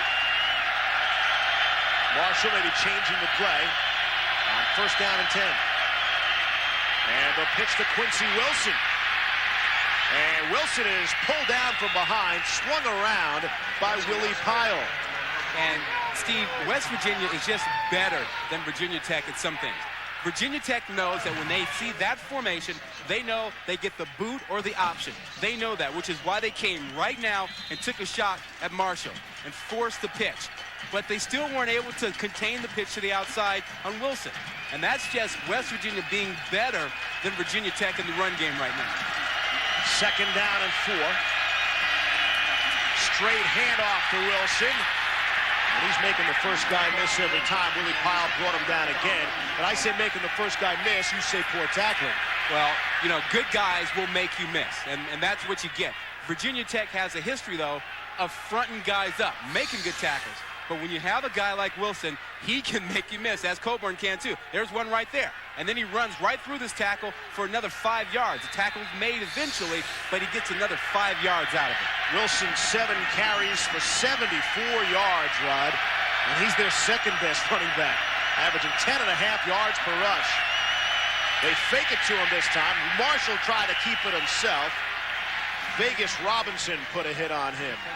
Now, what Bud Foster believed was that getting Robinson back, that Vegas Robinson would be able to bring some physical presence to the point of attack. And they've gotten a little bit of that from him, and he brings a little swagger back to this defense, but he can't do it all himself. He's got a lot of young guys around him, but they got to find a way to get more fundamental. Play your responsibility. Take the gap you're supposed to take. Foster has a relationship with Beamer that goes back to his playing days, 1979 at Murray State. They give it to Coburn, and he gives it to Travis Garvin. And Garvin able to turn the corner, taking some people on, and he's finally knocked out at the 10-yard line by Garnell Wilds. Steve, that's what I'm talking about, because they didn't play the responsibility. When you look at this reverse, I believe it was Robinson who was on the outside who turned it back in. But instead of staying outside, watch, he's got it outside, but he comes back underneath the block. When he comes back underneath the block, that opens it up outside. You have to trust your teammates to come make the play from inside out, and he needs to stay outside. Maybe that's some rustiness on his part, Rod. Missed the last 3 games with an ankle injury. He's still 7th on the team in tackles. This is 3rd down and 3 now from the 9. And flags fly just as they snap the football. And Rasheed Marshall involved with Brandon Manning there momentarily. Yeah, Steve, you really don't want your guys to try and do too much, as we saw from Vegas Robinson on that last play. Prior to the snap, false start, offense, 5-yard penalty, remains 3rd down. Tough spot to take one of those penalties. Yeah. And they're making a 3rd down and 8 now and pushing back to the 14. This has typically been the area where they go with Rasheed Marshall getting outside or quick passes. They don't usually drop him back and let him fire it into the middle zone. Fake the inside handoff to Coburn. Here's Marshall directing traffic, throwing across his body. It's tipped and intercepted. Intercepted by Blake Warren. Off the tip ball, Billy Hardy got the tip, and Warren able to make the pick. And it's the first turnover of the game for them. And you see Rich Rodriguez talking to him because that's not what he wanted. He doesn't typically let him throw across the middle. He rolled him out to the right side. He wanted him looking outside and throwing outside. And he makes a mistake. Cardinal sense. Quarterbacks don't throw back across the middle unless your name is Elway. You can't do it. You don't have the arm strength to get it there and throw it across your body. Blake Warren, his dad Don carved out a very fine NFL career with the Washington Redskins. And let's see what Virginia Tech can do with the turnover in the end zone. Off play action. Randall going to take a look. Throws underneath the coverage to Ernest Wilford, who tried to spin out of the tackle and could not get any more. You know, Vic could make that throw. I said Elway, but You're right. Vic could make it. Did you see the flick that he had? He flicked his wrist, and it went 55 yards on a line. I know, that's just sick. Man. You know, there are a lot of guys in the NFL who wish Michael Vick were playing in his senior season at Virginia Tech. Some of the veteran Saints, veteran guys of the Saints were saying, we've never seen anything like him in the NFL. He's the best player I've played against. That's from 10 and 11-year veterans. Quite the compliment. Here's Randall trying to make some people miss, and does just that. He ran into his own guy. He would have gotten further than the 34-yard line. Angel Estrada brought him down. 11 minutes to play here in the third quarter. Virginia Tech was sailing along at 8-0. All of a sudden, a couple of losses. And really, the feel-good story in college football might be West Virginia. Went 3-8 last year, and with a win tonight, would just flip that totally around to 8-3 right now. It's been that kind of season in Morgantown, West Virginia. Handoff. It's Suggs.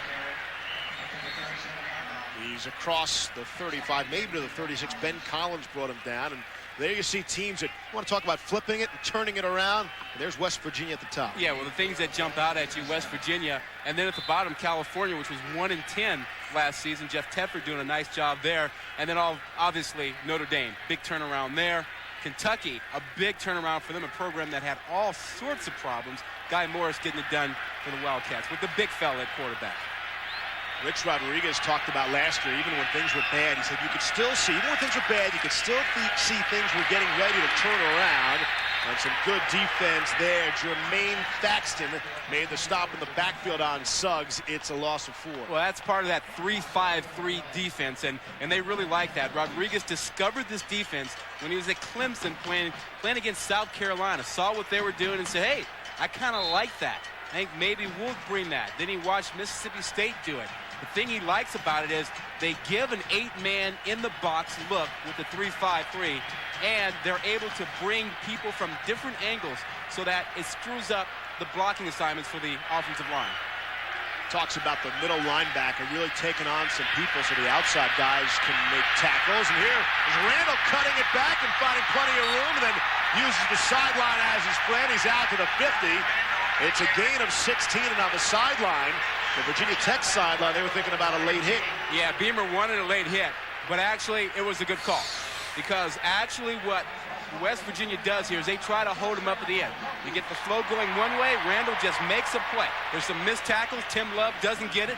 Watch him get outside. Now watch Brian King. Holds him up there. He holds him up outside, and that's a good play. You don't want to penalize the guy for trying to protect somebody on the sideline. Randall, 8 rushes for 47 yards. And Virginia Tech will take a timeout. It's a bad feel for West Virginia. They've dominated this ball game, but now Virginia Tech moving the ball. They're in position. 9.5 left here in the third quarter. Tech still trailing in the game by 4. There's 39-year-old Rich Rodriguez. That's pretty young for a head coach. Well, it's nothing compared to when he got his first job at NAIA Salem. He was 24 years old the youngest coach in all of college football at age 24. Of course, it didn't work out that well. He was there for a year, and they dropped the football program after that. But that was not a reflection on Rich Rodriguez, who's gone on a terrific major Division I college football coaching career. Eastlick out of the backfield, and we send it down to Alex. Hey, Steve, one of Rodriguez's philosophies is that it's essential that all of his teams, all of his players know each other's names. Now, to do that, he gives them a test every year. He puts pictures up on a big screen, and then the players have to say the names. Now, Rod and Steve, he does not only do that for players, but they have to know everyone in the building, from coaches all the way down to people that are doing the janitorial work, Steve. That's great stuff, Alex. And it really makes it right. You know, you walk by a guy, and he says, hey, Rod, how you doing? And you say, hey, buddy. It's not the same thing. Hey, buddy, you know something? This play forgot my name already. It's Brian Randall, the quarterback, keeping it himself. Lance Frazier made the stop. But that's important stuff. I mean, Rodriguez told us it was the way to establish a family, communication, that you know people, you talk to people, that you acknowledge them, and that's important in what they want to do at West Virginia. And it obviously has been an important factor to what they're doing, because they're communicating on the field. There's no question about that. And communication's so important in their particular defense, yelling out things and that kind of feelings for your teammates. Handoff. It's Suggs taking it to the apartment, but there is a flag down. There is a flag down. Well, everybody says take it to the house. I was going to say, apartment? Condo? Summer rental? And it's coming back, so I'll be able to use that again. I don't think so. Not when I'm in the booth with you. Not when you're in the house. Let's see what this penalty is. Cabanas and everything else. Holding on the offense. Wow. 10-yard penalty from the spot of the foul. Repeat first down. The holding nullifies a 27-yard touchdown by Lee Suggs. Suggs, who earlier scored a touchdown in his 24th consecutive game. It's a new NCAA record, a record that had lasted 32 years. And remember, he had the torn-up knee and missed most of last season and could have gone to the NFL last year, but he's back. He's got great speed again, good footwork, power. I think he's ready for the NFL. 1st and 15. Option. Suggs will try it. And able to turn the corner out at the 35, the 25 rather. Lance Frazier bumped him out, gain of 7. Hey, back to Suggs and that injury. The coaching staff told us his family came in to watch on film what happened, the injury. And the family looked at it and said, hey, not much to it. Time to get back to work. The coaching staff was in tears, but that's what you have to know about Suggs and his family and the way they go about things. What did you say earlier? The apple doesn't fall far from the tree. Exactly. His family said, on we go. And he said, on we go. Rehab the knee, and here he is this year. Tore his ACL in that first game, missed the rest of the season, and has obviously come back in a big way. 11 carries, 56 yards, and 1 touch. Again, had the 26-yard touchdown nullified by the penalty. Here's Randall, plenty of time, going to take it himself. And he is dropped down at the 21 by Tim Love. Tremendous week for the Big East. And even before we get to Saturday, you got this contest tonight. And look ahead tomorrow night, Pittsburgh and Miami at 7:30 Eastern, 4:30 Pacific. Mike Tirico, Lee Corso, and Kirk Herbstreit already nestled in at the Orange Bowl. Saw them at halftime. I wonder if Coach Coker's all right. You know, he had that bad knee. He banged up his knee or something, and I guess he'll be on the sidelines. Sure, they'll have the story tape him tomorrow up night. or something. College football Thursday night, taping up the coach. That's when you know you're tough. Randall, the keeper, flag down.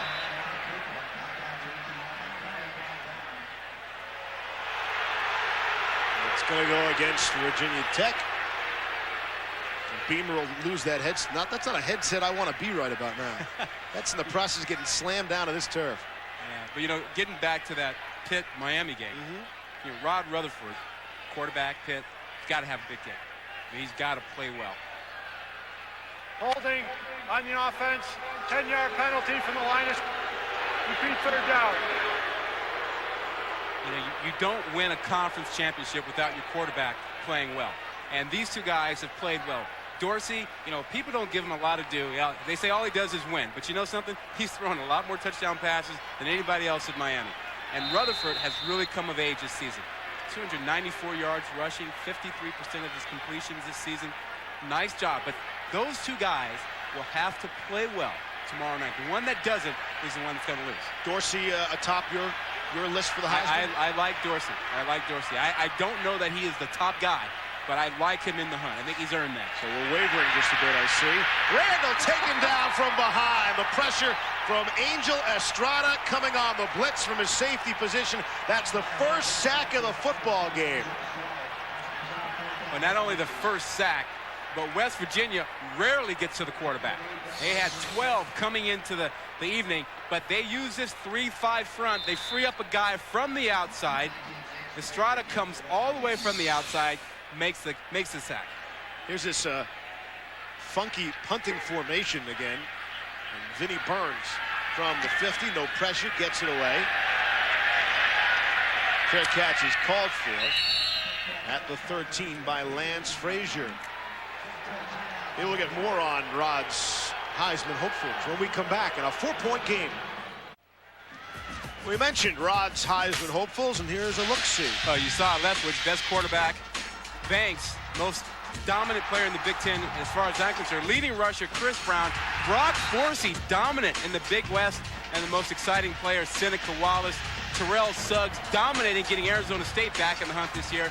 And there's the guy you'll see tomorrow night, Ken Dorsey, who does more than just win. He throws touchdown passes in clutch situations. First down and 10. West Virginia will take over. The ball at the 14-yard line, out of the eye. They give it to Coburn, the second man through. Avon Coburn out to the 19, and some more on Rod's. Wow, Rod, really limited. Most people give you, top 3, top 4. What, you got 3, 6, 8? This is a different year. Any guy could win this thing this year. And what I put together here is just a little different. Guys, because of this kind of year, how about a Brock Forsey out of Boise State? A guy who's a dominant player, not getting a lot of attention. Suggs out of Arizona State. You got to have a defensive guy in there. Well, Rod, you've assured yourself of not being wrong. You've picked 8 candidates. I'll pick one. One of them is bound to win. I'll pick one if you pick one. I'll give you mine. Down the sideline, Marshall. And it was Coburn out of the backfield. The flag comes late. Brandon Manning had the coverage on Coburn out of the backfield. And another penalty against Virginia Tech. I think Frank Beamer is saying it all right now. It happened right in front of him, and Beamer can't believe it. Coburn had to wait for that ball. Pass interference on the defense. 15-yard penalty from the line of scrimmage. First down. Well, I'll let you be the judge of this one. Now, Coburn's going to lay out for this one, lay his arms out. I mean, what do you think, Steve? I think it's very close in that case. You think it's very close? And you don't? Well, I mean, that ball was underthrown, and he had no chance to catch. He had to come back into the defensive guy to try and catch it. I realize it was underthrown, but at the end, it still went over his head. No, I thought it was to the inside and over, but he couldn't get there. Coburn do what he's better at, running the football. That's the third critical penalty on Virginia Tech over the last 4 minutes. Nullified a touchdown, moved them out of field goal range, and now that penalty. Now, Coburn on that play, remember, as he was running for that ball, right, he slowed up. He absolutely slowed up. So he slowed up. He created the contact by slowing up. And the defensive player is not looking or unable to see the ball. Well, if you turn your head to try to make a play and the guy slows up on you, I mean, you got to have some common sense about that. And this is why I don't get into this discussion with you. Avon Coburn off the pitch, and he's really pounded down at the 50. Garnell Wilds put a pretty good stick on him. Well, missed tackles can really hurt you a lot. Look at the Virginia Tech defense. 81 yards rushing allowed on the season. Right, not tonight, 201. And it's not over yet. We've got 5+ minutes in the third quarter, and West Virginia is going to run the ball some more. Inside handoff, it's Quincy Wilson to the 45. In 13 of the 15 meetings during Frank Beamer's tenure between these two schools, the team with the most rushing yards in the game has won. Yeah, well, and so that has been significant. Well, they don't win when they don't stop the run and they don't run the ball. And remember, their last 2 losses, they gave up a total of 476 yards on the ground. That was to Pitt and to Syracuse. And tonight, they're getting just reamed by the West Virginia rushing attack. Wilson again.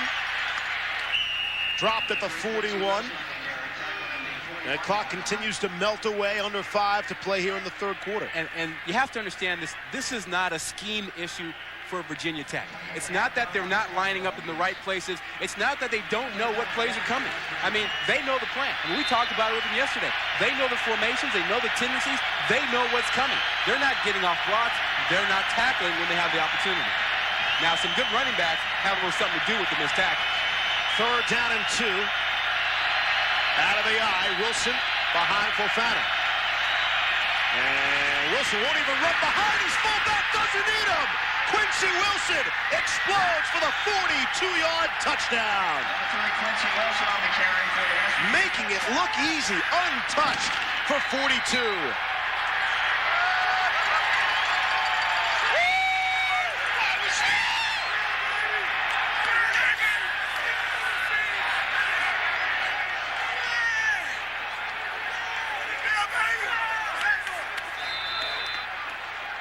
And Quincy Wilson goes over 100 yards rushing. 10 carries, 124, capped off by the 42-yard touchdown run. And here's Todd James for the extra point and puts it through. And what is going on in Blacksburg tonight? 4:09 to play in the 3rd. The 12th-ranked Hokies are on the verge of losing a 3rd consecutive game. West Virginia, 86 yards, 6 plays, all on the ground. They lead 21-10. Plenty of fashionable football players who also just happen to be bachelors modeling football talent tonight here on ESPN2 in Blacksburg, Virginia. And I'll tell you what, most of the talent on display, guys like Quincy Wilson and the rest of his West Virginia teammates. Modeling talent, I like it. Todd James, who happen to be bachelors, one of these guys. Kicks it off from the 15, and one of the up players, Ben Collins, grabbed it and out to the 28-yard line. And Steve, it's all done up front. Watch what happens here to Sandage and Murphy, defensive linemen. It's all about getting off blocks, right? Zach Dillow, 56, and Jeff Burke, 68, manhandle. Look at the way they're being handled in here. Can't get off blocks. No second level of the linebackers there to make plays. When you can't get off blocks and your second level is out of there, you get a 42-yard touchdown run. Untouched. Somewhat unheard of. Here's Randall trying to get the Hokies back into the game. Completes to Cedric Humes. His first catch of the football game. We touched on the triple threat for West Virginia. Maybe everyone's aware of Coburn, but not the other 2 players tonight. Yeah, and they have really hurt them, especially Wilson that last run, but Marshall's been effective on the end there when he's taken the ball to the outside. Coburn had a nice run for a touchdown, but they've pretty much held him in check. But boy, the home run out of Quincy Wilson, the man they call Q, really hurts Virginia Tech. Randall, optional, taking himself, finds a seam across midfield, and cuts it inside. Brian King finally was able to force him out. Randall could have easily got out of bounds, but went for the extra 5 or 6. Yeah, he had a little forearm there, shoving guys out of the way. 35-yard gain for Randall off the option. Says, hey, we've got some triple threat as well. Well, Virginia Tech needs to answer. And they've done nothing so far in the second half offensively. They're down by another score. They need to answer. The numbers on Randall, the sophomore from Williamsburg, Virginia. And throwing a bullet on the line to Ernest Wolford. Brian King was there to greet him immediately. Well, the way that Randall has been playing the last couple weeks, they want to throw more on first down. Simple down and out. Wilford, get him out there. That opens things up. Now they have a 2nd and short.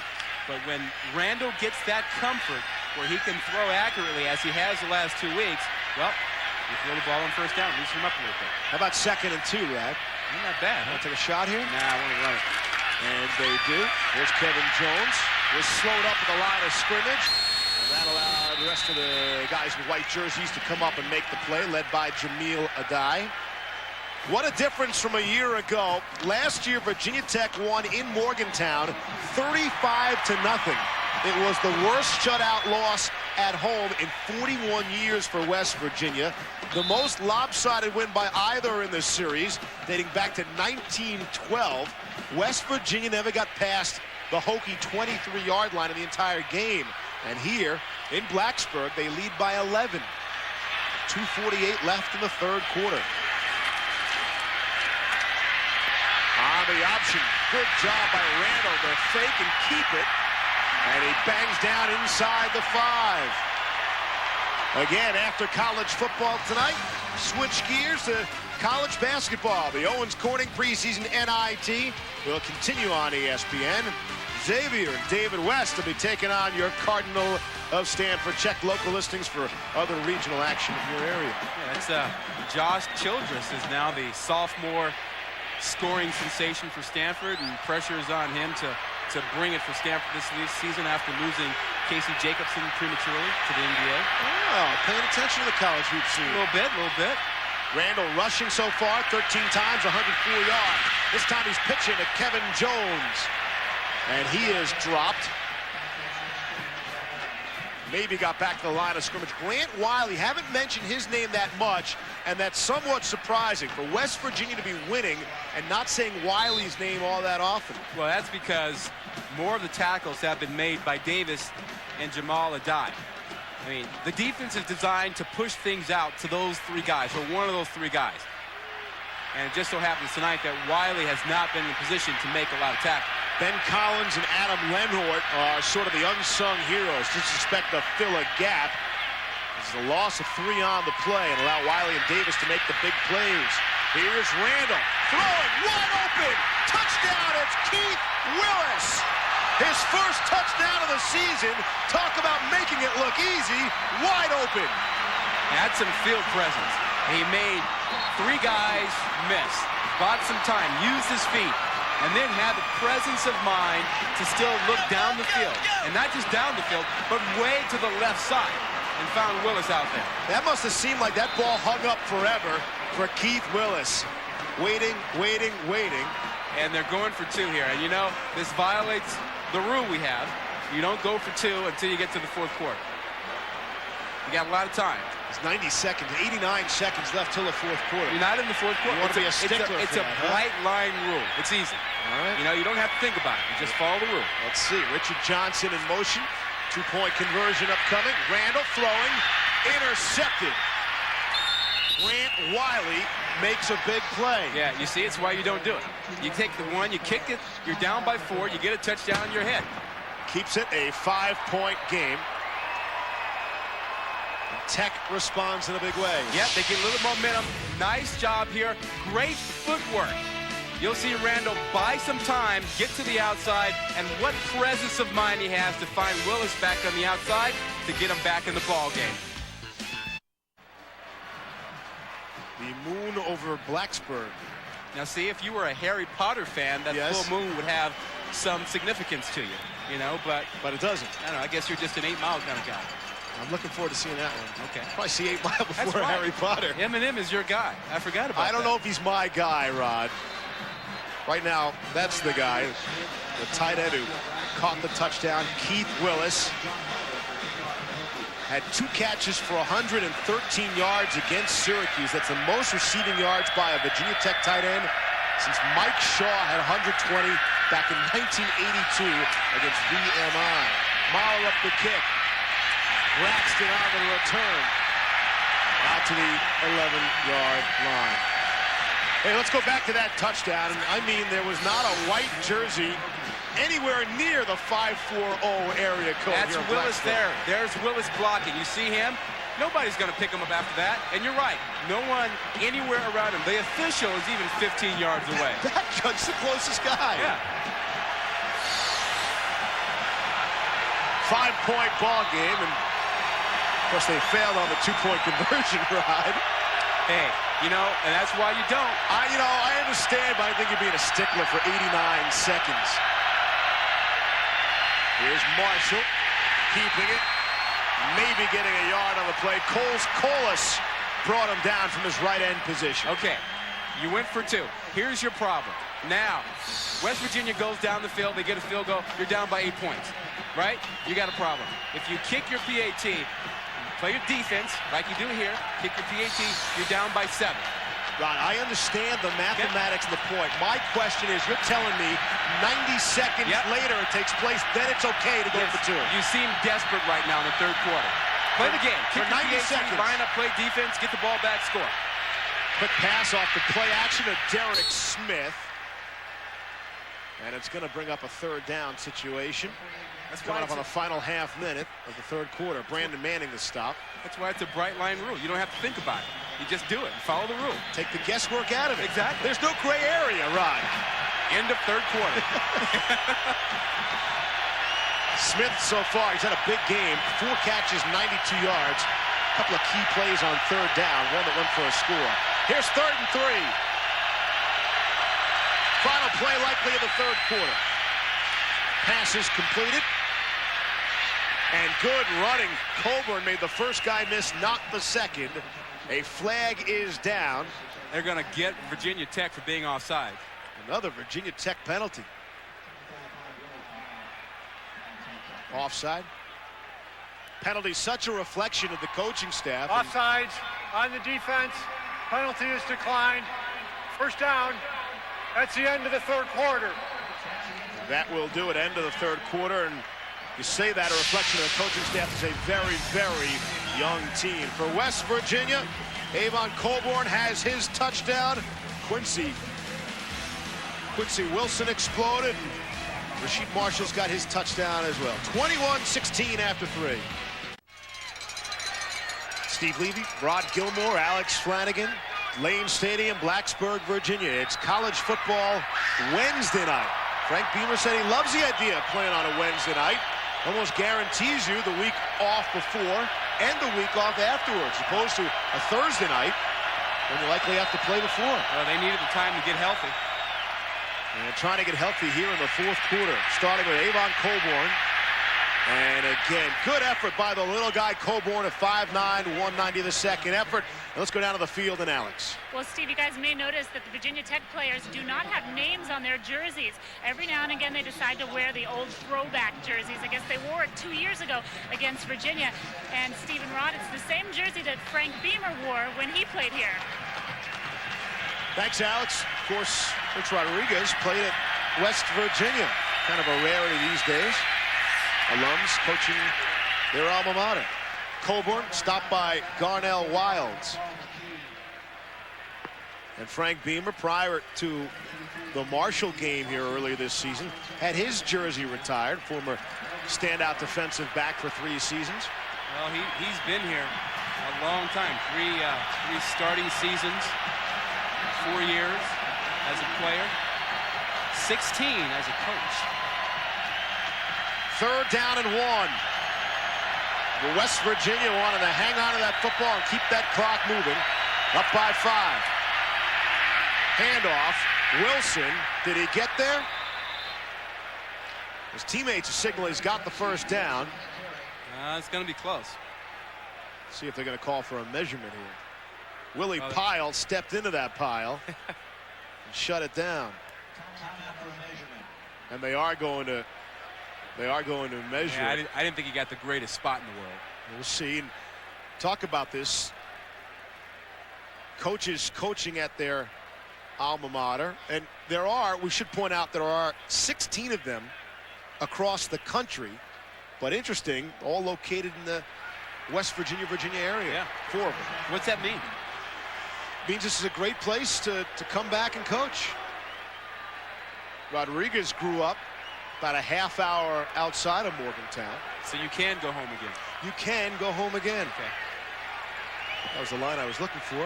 Wasn't available to me. Yeah, that's why I'm here, buddy. Rodriguez grew up in Granttown, half hour away from campus from Morgantown. So they do get the first down, Rod. A favorable spot on 1st down and 10. Quick screen out to the left to Coburn. Gather Wilson, I beg your pardon. And it's just a gain of 2 on the play. Well, every now and then you see flashes of the Virginia Tech defense as it used to be. I mean, they know what the plays are, and no surprise. I mean, they're well prepared. They're in position. It's when they miss tackles or they try and do too much and get out of position that they have problems. Tech has allowed 384 yards to this point tonight. And this formation tends to be their sprint out boot kind of alignment that Virginia Tech would expect. And there comes the boot. Fake the inside handoff, and you weren't falling for it, Rod, and neither was this Virginia Tech defense led by Jim Davis making the stop. So, I mean, it's not a case of Bud Foster not calling the right defense and not getting the guys in position. Here, they know it. They smell it. They play in there. They hang there for it. They get off blocks, and they make plays. Jim Davis that time getting in there. Foster told us, hey, we're such a young team, you know, we're making adjustments, but those adjustments don't translate down to the field. Was I supposed to go inside? Oh, sorry about That's that. what the coach said, inside. Which part of that didn't you understand? But, you know, dealing with 18, 19-year-old kids, for the most part, on this very, very young Virginia Tech team. West Virginia. And the Mountaineers will take a timeout. They both have 2 timeouts left for the remainder of this fourth quarter in a 5-point game. And there's a good look at the Black Diamond Trophy. A real close-up shot. Wait a second. Rod, that's not the Black Diamond Trophy. Don't look at me. Here's 3rd down and 9.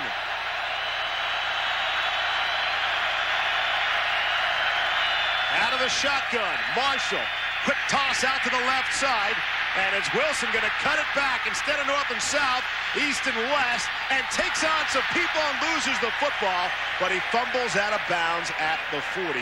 He was pounded by Vegas Robinson, and it'll go just as a 2-yard gain. The bar has risen here in Blacksburg, and Frank Beamer, they got to 8-0, and then all of a sudden it's gloom and doom. They lost 2 in a row, dropped to 12, and Beamer had told us before the season, he said 8 wins would be a great season for this young team. It's a very difficult schedule. Yeah, well, they got it going early on, and then they hit that stretch where they thought they could continue to pick it up, but it fell apart the last 3 weeks, and we're seeing part of the problem tonight with the missed tackles and sometimes poor play in special teams. The punt away to the 22. Richard Johnson up the sideline, and he's sent flying, and there's a late hit flag. He was bumped out at the 48 and then maybe bumped again after that. Adam Jones, a true freshman, might have been a bit too aggressive. Now, let's make no mistake about this. West Virginia has dominated this game. 261 yards rushing against Virginia Tech. And they're in a position where they could lose this game. After the player was bounds, personal foul on the kicking team, 15-yard penalty, 1st down. And you're just not going to get any break on this when you're near the sidelines. You have to protect the players. And this is late. Flying in very, very late. Ben Collins, who is a linebacker who likes to fly around, and Adam Jones. Both of them over there. You can't take shots on the sidelines. It's too dangerous. From Jones, you might be able to accept it a little bit more. Yeah. A true freshman. Collins is one of the leaders there, senior, who makes that mistake. I thought Collins was more culpable. He went flying in there, you know, taking the shot when he clearly didn't have to. 1st down and 10. Let's see how badly the penalty hurts. Off play action. Randall steps up and throws and nearly caught and nearly intercepted. Keith Willis was the intended target. Let's see if he's shaken up. He went down in a big way, and he is. Yeah, he ran into James Davis. Davis thought he had a chance to pick it off, and they met simultaneously with the ball. And just keep your eye on Willis over the middle when we take a look at it, but he is down. Now watch the middle of the field. Watch the middle. Willis shows up there. Here comes Davis. Same time. Head goes back. Yep. Davis is reading Randall's eyes, sees it, comes right up. And he didn't even think in terms of making the hit. He was trying to pick off the ball. Here's what it sounded like. Got a good feel for it there. Yeah. What a contrast, Rod. Remember, Willis in the third quarter was so wide open, nobody around him for the touchdown catch, and they're playing heavy traffic. Yeah, well, I mean, that's a great play by Davis. And again, he was not looking to hit Willis. He was looking to pick off the ball. It just so happens that Willis met him when the ball got there. The coaching staff told us about Willis, and we haven't gotten him the ball enough. He's real athletic, as Davis looks on concerned. But Willis is a guy they know they can go to. You may recall Davis got a lot of attention for blocking a couple of kicks last week. He's a guy with almost a 39-inch vertical leap.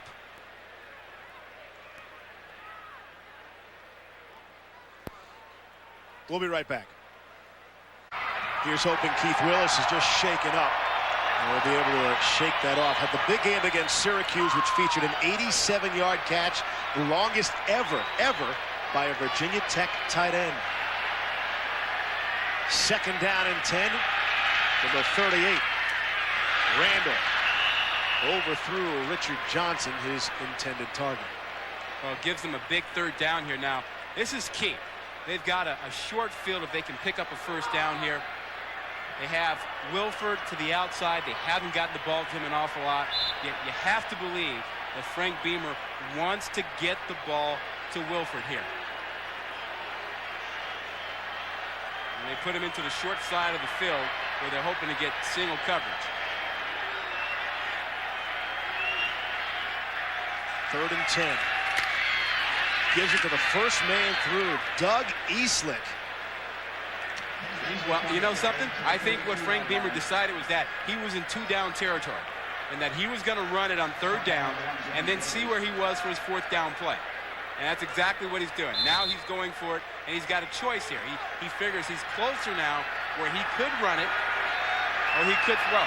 More than likely, he'll give Randall an option to get him outside so he could run if he needs to, or he could throw a quick pass to pick up the first down. 10 times prior to this have the Hokies gone on 4th down. They've been successful 6 times, but they want to make sure they get this right, and Virginia Tech will take a timeout. So with 11 minutes to play, the Hokies have 1 timeout left here in the 4th quarter. Well, the Pittsburgh Panthers ended the perfect season of these Hokies of Virginia Tech, and can they do it to Ken Dorsey in Miami tomorrow night, 7:30? College football Thursday night, presented by Circuit City, only on ESPN. And of course, it all starts with quarterbacks. Well, we talked about them earlier and how they both need to play well. That'll be the difference. Rod Rutherford can certainly get it done. He's been hot lately, with Fitzgerald being a big key receiver for him. And you know what Ken Dorsey has done. I mean, he's had so many 4th quarter comeback drives in his career.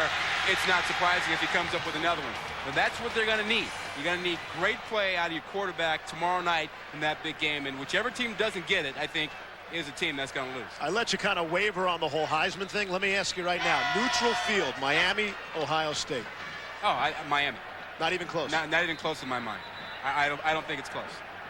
I happen to agree with Coach Godfrey that the Big Ten is not very strong this year. And Miami was strong last year. I think Miami is strong this year. I'd like Miami in a big way. You know, that brings up an interesting point. Right now, you take the Big East over the Big Ten? This season? Yes, I would. I would this year. Right, you never hear that football comparison. I think the Big East is stronger than the Big Ten this year. Big 4th down there. After the timeout, let's see what they talked about. 3 receivers to the right. Randall straight drop and throws, and not even close. Well, he had 3 of them out there, and he threw the ball right between all 3 of them. You know, and I'm a little bit surprised. I thought they would come with something where they got Randall outside, where he had a chance to use his running skills or his arm. But that was a drop back, and I'm not sure that Frank Beamer is crazy with that. He looks like he's a little surprised and not real happy with that call. They turn it over on downs. Before that series, Randall had been 5 for 5 here in the second half. And in that series, went 0 for his last 3. But he is such a running threat. You don't really want to take that away from him. And that was a straight drop back passer right there on that particular play. Avon Coburn, the ball carrier. And he'll pick up about 5. Jonathan Lewis, another one of those true freshmen on this Virginia Tech defense, made the stop. Well, and he made the stop that time. You know, Alex made a point earlier in the show about Virginia Tech and their 2 running backs, Jones and Suggs, and keeping a guy fresh. Well, West Virginia has the same thing. I mean, Coburn has done a lot, but they've got Wilson, who's done a lot. 264 yards rushing already for West Virginia. Only Air Force has better rushing yards per game than the Mountaineers do, and that's certainly saying something. The second best rushing team in the nation. Again, you go back to last season compared to this season for West Virginia, they're averaging 11 more points and 106 more yards rushing per game than last season. 11 more points. That's something. Makes all the difference. And now 3rd down and 3. Yeah, this is their power formation. They've got their fullback in. They tend to go toss. They tend to go isolation with this formation. Off play action. Marshall rolling to his left in trouble. Throws it up for grabs. And he's fortunate. No one on the Virginia Tech side. Well, the sideline, but able to make an interception there. And they broke their tendency. They went with something they normally don't do. Tried the element of surprise. It didn't work. They didn't execute the element of surprise. They went away from their tendency, and they tried something new, and it didn't work. Considering the way Virginia Tech went out on that 4th down, they're going to get pretty good field position there. Could have been a lot worse. Hardly any time taken off the clock as Todd James boots it away. Line drive kick hits at the 30. And it'll be down at the 27-yard line. Adam Jones was there. It's a 33-yard punt. Well, it's starting to get kind of dicey for Virginia Tech. I mean, they need to be consistent about something. I think they got to get Randall a little bit more involved. Get him out on the perimeter a little bit more. They got to get Wilford involved. He hasn't caught anything in a while. They got to get those 2 guys going in order to get it happening for their offense. So Virginia Tech will take over. Again, have just 1 timeout left. 9:38 to play here in the 4th. They find themselves on the verge of losing a potential 3rd consecutive game, 2 of which would be at home. And that pass, a little too hot for Terrell Parham from Brian Randall. Let's go down to the field, and here's Alex. Steve, Keith Willis is out for the rest of the game with a head injury. As the trainer was checking him, he had blood in his mouth from taking such a hard hit. Stephen Rod, Virginia Tech can ill afford to lose another player. Alex is right about that, and that's going to put even more emphasis on using Wilford to the outside and also trying to get Randall outside of the pocket a little bit. And you wonder about the running game without Willis in there to block. That might hurt them some. Out of the eye. Randall straight drop. Good pass protection. Now on the run. Trying to cut it back. He's got a pretty good setup here to turn the corner, but he can't. He's dropped to the 32. Brian King, who's been one of the better Mountaineer defenders tonight, came up to make the play. If Brian King does not make that tackle, he's off to the races. Randall is off to the races. I mean, watch the way he buys time here. This is a little bit like the old Michael Vick. You know, run around, get a little thing going there, come on back. Now watch Brian King. Right there. Without that tackle, that's 6 points. Wound up running some 30 yards when you look all at it to gain just 5. And again, Brian King had a strong game, able to make that stop. 3rd down and 5. Virginia Tech in desperate need of a drive and a big play. Cross the middle, caught, incomplete. Lee Suggs hangs on, 1st down yardage. Ben Collins brought him down.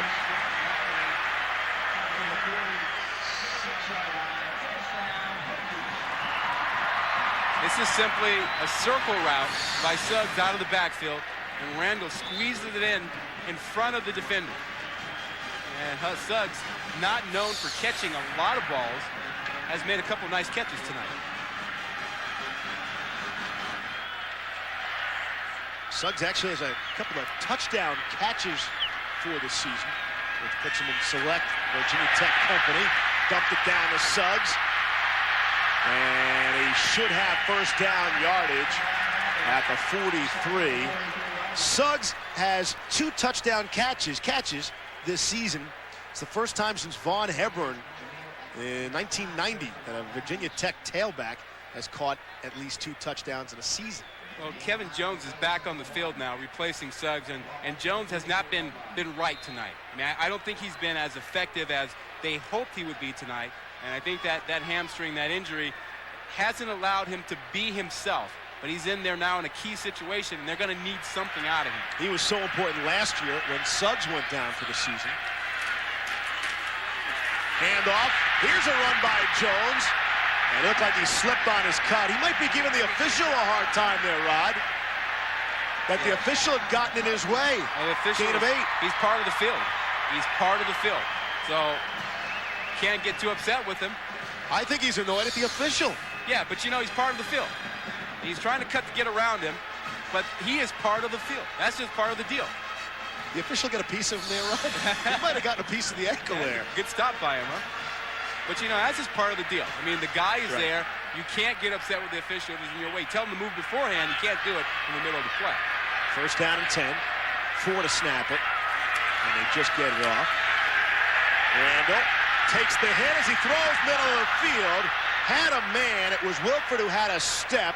And Randall will pick himself up off the turf.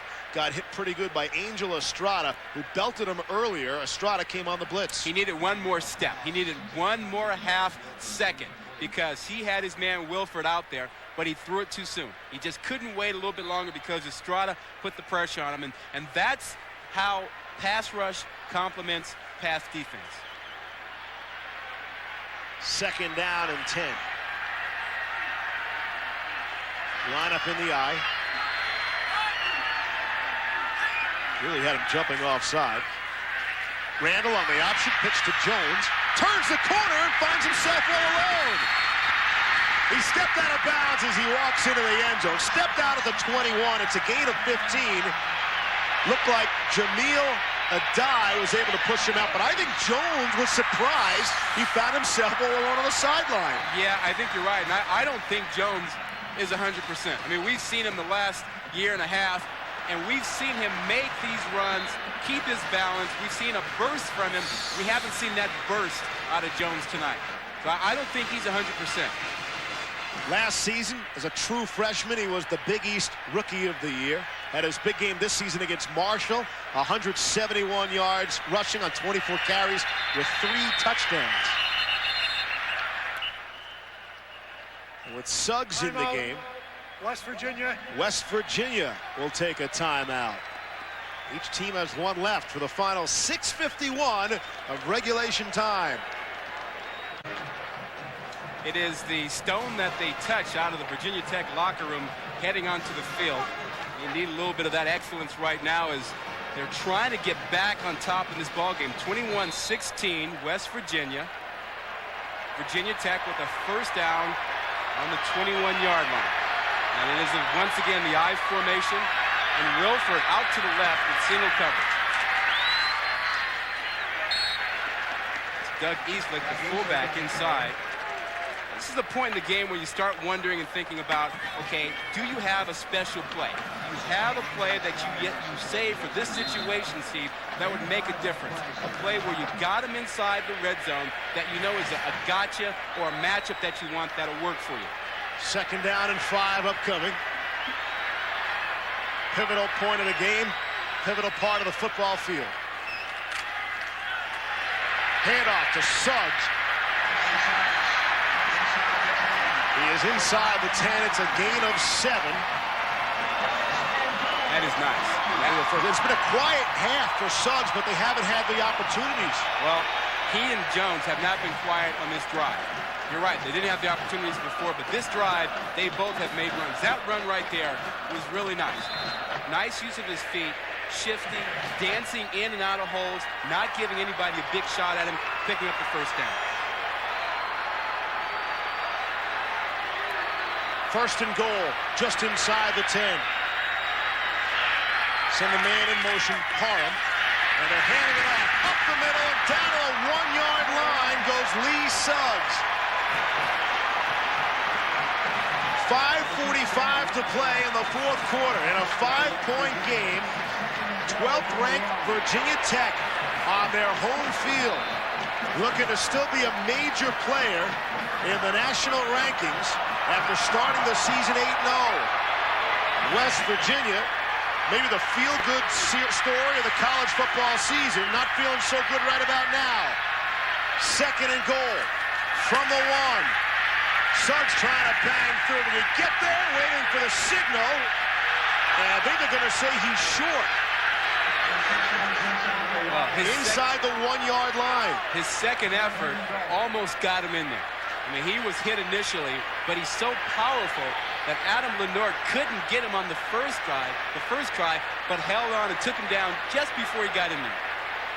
Suggs has 71 yards rushing. He needed 61 to pass Eddie Hunter, 6th all-time on the Virginia Tech rushing list. But he'll worry about that after the game. Here's 3rd and goal. Inside the 1. Everybody packed in tight. And the quarterback trying to keep it, Randall. He didn't get there. And didn't get there. He did not get there. And I would say if it's 4-down territory around the 30 or 35, you could say the same thing here, Rod. But Lee Corso's going crazy because Lee Corso tells you down here, use your fullback. And they've got a big one in Easley, a good one. He's had great blocks all night. Instead of letting your quarterback sneak it in there, give it to Suggs. Put your fullback in there and let him go. And I think Lee's right about that thing when you get in the red zone down here and you've got that kind of a backfield. Hey, let's give credit to Kelvin DuBose, who made the big stop of the nose tackle on Randall. This might be the ball game and the balance right here. 4th and goal. Inside the 1. Handoff. Suggs didn't get there. Denied. Grant Wiley coming down at the line of scrimmage. Wow. They crashed from the outside, and they got good penetration up front. 3 cracks at it from inside the 1, and this West Virginia defense stands tall and proud. Yeah, this 3-5-3. Watch him come hard off the corner. And what about the effort of Grant Wiley? He just leaps over the top. They're crashing the outside, but look at him. He just leaps over the top, makes the play. I mean, that is a big-time play. It was a pretty quiet first half for Wiley. We pointed that out. He got the interception on the 2-point conversion, and maybe the biggest defensive play of the season right there for West Virginia. Let's see how the rest of it shakes out now. Mountaineers will take over on offense. And West Virginia will spend their final timeout. But how huge was that play? And how incredible was that? Terrific college goal line stand right there. Phenomenal. Rich Rodriguez got a smile on his face for the time being. Don't miss the finish of this one. There's Grant Wiley. Last year against these Hokies, he had a huge game with 14 tackles, had an interception, and broke up a pass. The 3-year starter, the junior, making a huge play there, Rod. You talk about laying out. I mean, you talk about the extra effort. You just don't find guys on the goal line who can jump over the offensive lineman and then make a tackle on a guy like Suggs, who's a great back. I mean, that's tremendous. Getting loud in that end zone, making it hard for Rasheed Marshall and his teammates to get the play off, and let's see. Handoff up the middle, trying to get any kind of running room. Avon Coburn squeezes through maybe a yard on the play, and the clock will tick away. Well, if you're Virginia Tech, you want to make something happen. If you can get a safety, get within 3 points, get the ball back, then you're only within a field goal. You don't have to get a touchdown. You're down by 5. Looks like there is an injured player down. Might be Ken Sandor, the right guard for West Virginia. While he's attended to. Rod, take us down on the field. What's it like, a goal line stand in terms of emotion? You've been on both sides of that. Well, absolutely. You're talking about defensively getting penetration. If you make a 3rd down play, as they did at West Virginia, you get a little bit stoked up. And you tell each other, hey, one play, we can do this. Linemen, make a new line of scrimmage. Dig deep. Get them back another yard, and we'll make the play. Linebackers and secondary.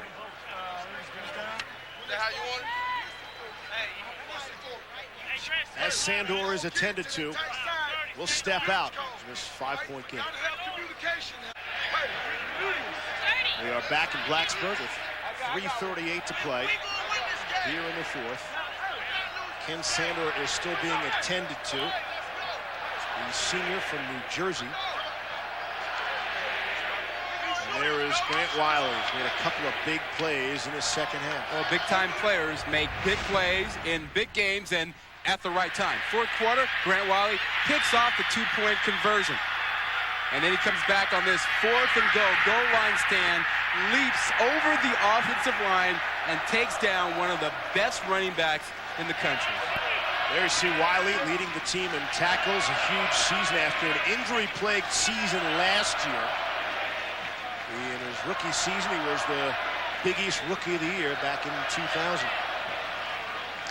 We'd like to thank the men and women who formed the United States Air Forces in Europe, watching this telecast on the American Forces Network, including Army and Air Force Exchange Service employees who provide great customer service to our military members and their families at Aviano Air Base, Italy. Thanks for all you do and for doing it with a smile on your face. I think Grant Wiley wants to smile, but you can't. Right in this spot, right? You got to realize, hey, there's 3:38 left in the game. I'll smile a lot on the bus ride home. He's already thinking about the next thing they have to do. You know, when you make a great play like that, there's only so much celebrating you can do before you realize, you know, game's not over. I might have to get back out there. He understands West Virginia is still in a hole. The ball inside their 5-yard line. They got to get it out of there. He knows they're going to have to get out there on defense for West Virginia and try and make another stop. Sandor will be helped off the field. He'll be replaced by Jeff Lewis, the junior from Fairview, Pennsylvania. West Virginia has rolled up 269 rushing yards in the game to this point. And they need to ground out a couple of first downs. And wait a minute. 269. Yeah. That is just not what you expect to hear. I glossed over that, you mean? Yeah. I mean, Virginia Tech's playing defense. Rod, West Virginia is the second best rushing team in the country. So still, this is Virginia Tech. They have a history of shutting down teams that can run. Not tonight. History, not the present. Nope. Here's 2nd down and 9. And they're making some noise here at Lane Stadium. 2nd and 9 from barely the 2. 13 left on the play clock to get off the snap. It's not a bad idea to milk it down to 3 or 4 with the clock running. They get it ahead to Avon Coburn, and they bring up a 3rd down and long. The clock continues to tick away. Virginia Tech has 1 timeout left. I'm fairly certain that on that goal line play, Bud Foster gathered his troops and said, we're going for it on 4th down because we have confidence in you guys. If we don't get it, you get out there and you stuff West Virginia. And he got his troops fired up. And when they didn't get it, he sent them out there in the field. They've been playing inspired on this series. West Virginia playing without Mikael Henderson, one of their outstanding wide receivers. And other guys are picking up the slack around him. On 3rd and 9, push it into the pile. It's Coburn again, and Frank Beamer wants to use that timeout and conserve as much time as possible. That's his last one, I believe, isn't it? That is. He has taken it. And they'll be forced to punt it away, and then you talk about a safety here, Rod, taking the safety? Well, I don't know about that. There's so much time on the clock. You give him a safety here, you're going to give him good field position, you're going to be in trouble. Okay. You got to kick the ball away. Coming up, as soon as we are through the Owens Corning preseason NIT, Xavier and Stanford. And part of the interruption with Kornheiser and Wilbon, that terrific show, will air at 2 a.m. Eastern, 11 Pacific, here on ESPN2. Remember earlier in the game, little Beamer ball, blocking punts and kicks and things like that. Ernest Wilford, the wide receiver, coming right up the middle untouched for the block on Mark Fazzolari. Yeah, and Jimmy Williams getting in there almost with a chance to pick it up. They will have Williams and they will have Wilford. Here you see Williams, 19. Great athlete, 2nd best athlete on the Virginia Tech team. About 6'3.5", 6'4", can leap and is quick. He and Wilford will be the tag team guys coming after this one. And if you're West Virginia, all you want to do is get the ball out of there. 4th down and 8. Fazzolari has his feet on the end of the end zone goal line. And he's going to take the safety. He'll step out and take the safety. Wow. Now, of course, I understand what you were saying, Rod. Makes it a 3-point game. You're going to get good field position. Of course, the way Virginia Tech blocks kicks, punts specifically, you're talking about giving up a touchdown. Yes, but you know, they weren't coming that time either. They were in a punt return safe. They didn't come after it. They were going to try and get the return out of it. Now, it doesn't take a touchdown to get you into overtime. Doesn't take touchdown. I mean, touchdown will beat you, obviously, but before, a field goal would not have hurt them if they'd kicked it away. And, of course, you think about Virginia Tech and field goals and the kicking woes of Carter Worley. As you look at him, and that's exactly what he's thinking about. Had a couple of chances to win at Syracuse in overtime. Missed a couple of field goals. We showed it to you earlier. And Virginia Tech has not lost 3 games in a row in a long time, 1997. And you have to go back even earlier. The last time they lost 3 straight in the regular season, that was 1992. That is also the last time West Virginia won here in Blacksburg. They beat the Hokies 16-7. Okay. 2.5 to play, no timeouts. Exactly. No timeouts, and they burned a timeout on that 4th down when they could have saved it. Now they're going to get good field position. They have a young quarterback. They'll have 2.5 minutes thereabout to try and get in position for a field goal.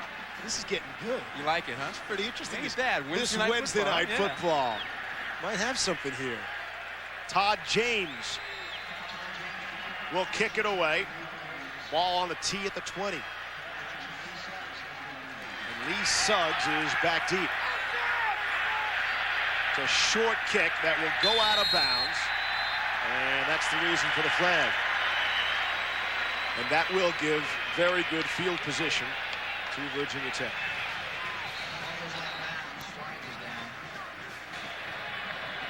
Free kick out of bounds by the kicking team. Ball will be placed at the 50-yard line. First down. Want to keep it away from Suggs, I understand, but not that far away. They didn't want that. They didn't want that. They wanted a chance to make a tackle. They wanted to play. First and 10 at the 50. If you are Virginia Tech, you realize to secure a good field goal attempt, you probably need 25 yards. That would give you an attempt at a 42-yarder. Worley's long is 43 this year. So you'd probably like to have 5 more yards. You want to get a little bit closer. Don't stretch him. Of course, clock does stop with a first down. Let's see. First and 10 from the 50. Here comes the blitz on the run. And Randall's going to be caught down from behind by James Davis. The clock will tick away. West Virginia is in their nickel package, but they play it the same way. They see run, they blitz. They bring everybody, essentially, except their deep secondary guys. They see pass, they drop off. Does Grant Wiley have another big play left in him? Might have to make one to secure this game. The difference on the board is 3. Here's Randall. Plenty of protection. Throws across the middle and completes. And he's shy of the first down marker, Sean Witten. And the clock will continue to tick. Yeah. It's an 8-yard gain. Well, and they got to get to the line of scrimmage and run a 3rd down play, a short yardage play. They have no timeouts. Neither team can stop the clock. 3rd and 1. And the quarterback, Randall, will keep it and have the first down, and that will stop the clock for the time being. It'll stop the clock. Once they are lined up and ready to go, the clock will start once again. Great drama tonight between these two traditional rivals in a series that started in 1912. This is the 48th meeting. West Virginia actually leads 26 wins, 20 losses, and 1 tie. Virginia Tech has owned them the last 13 years. Batted up at the line of scrimmage. Jason Davis got a hand on it. And I'll tell you what, Randall and the Hokies were lucky it wasn't intercepted. Yeah, and West Virginia is doing a very smart thing. They are playing a zone blitz or a fire zone defense right now, where sometimes they are dropping one of their defensive linemen into the short zone. When not the defensive lineman, they bring see that late hit there? That almost flagged him. That could have been a bad deal for Virginia Tech. Jake Grove, their stud in the middle of that offensive line, nearly made a horrendous mistake. Or did, but didn't get caught. Randall throwing and completing. Needing some sure tackling there. Ernest Wilford. And they didn't stop the clock. The official kept winding the clock, even though Wilford went out of bounds.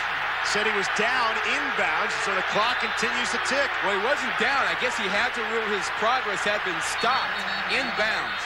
and he also lost his shoe, so one of their best players is not on the field. And now the clock is stopped. Like something was thrown on the field. Or was that the sneaker? 3rd and 1. Now they wind the clock. Well, they need another 11 yards for a good attempt at a field goal. You got to get down to around the 20. Here's Randall throwing, completing, 1st down. That'll stop the clock. Able to hit Chris Shreve. How's that for a time to get your first catch of the game? Well, he was only in there because Wilford lost his shoe, and Shreve ran on the field to replace him. Now they stop it.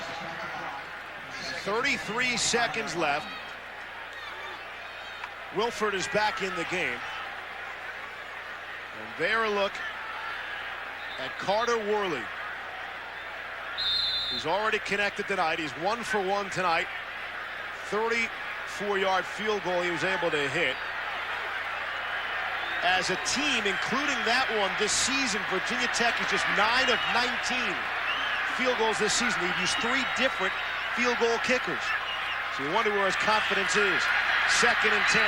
Randall's going to take off. Thought about going out of bounds, and only goes out of bounds after he has the 1st down. Certainly in field goal range. And not only that, they've got a 1st down, 25 seconds, no timeout.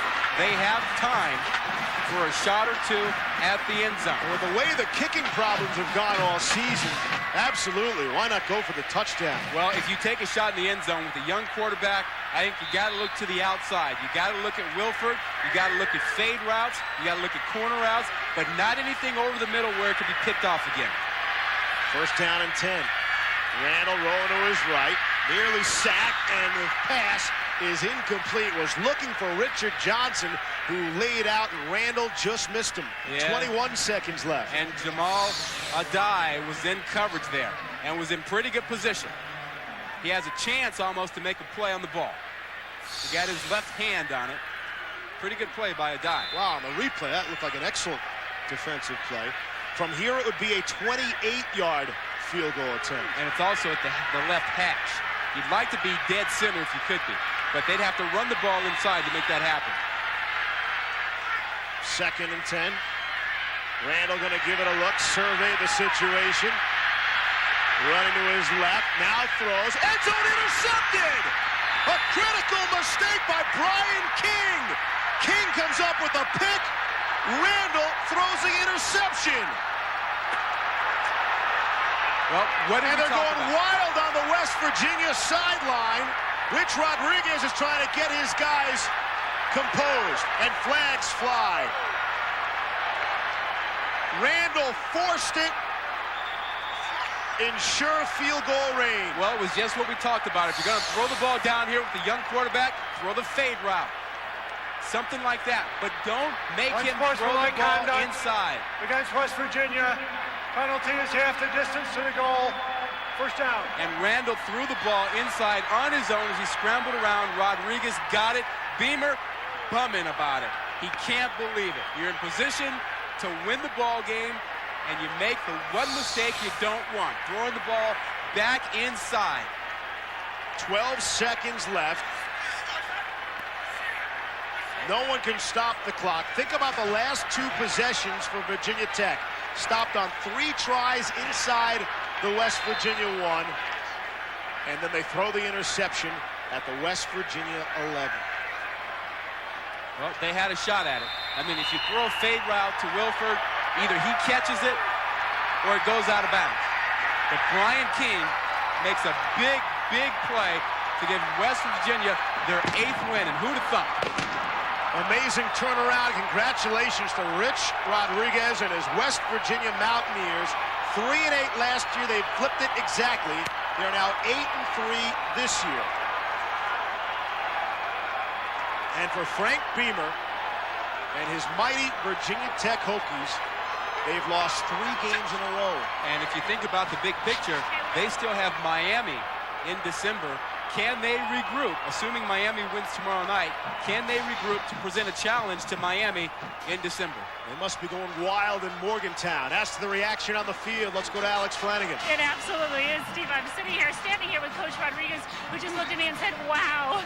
Walk me through 2 tremendous stops at the end of this game. Well, Walk me through what you I can't say enough for our defensive guys. You know, they really come on, all year, and then this was the first time we were challenged in this type of situation. And they really respond. I'm really proud of our young men. Talking about defense, what about offense?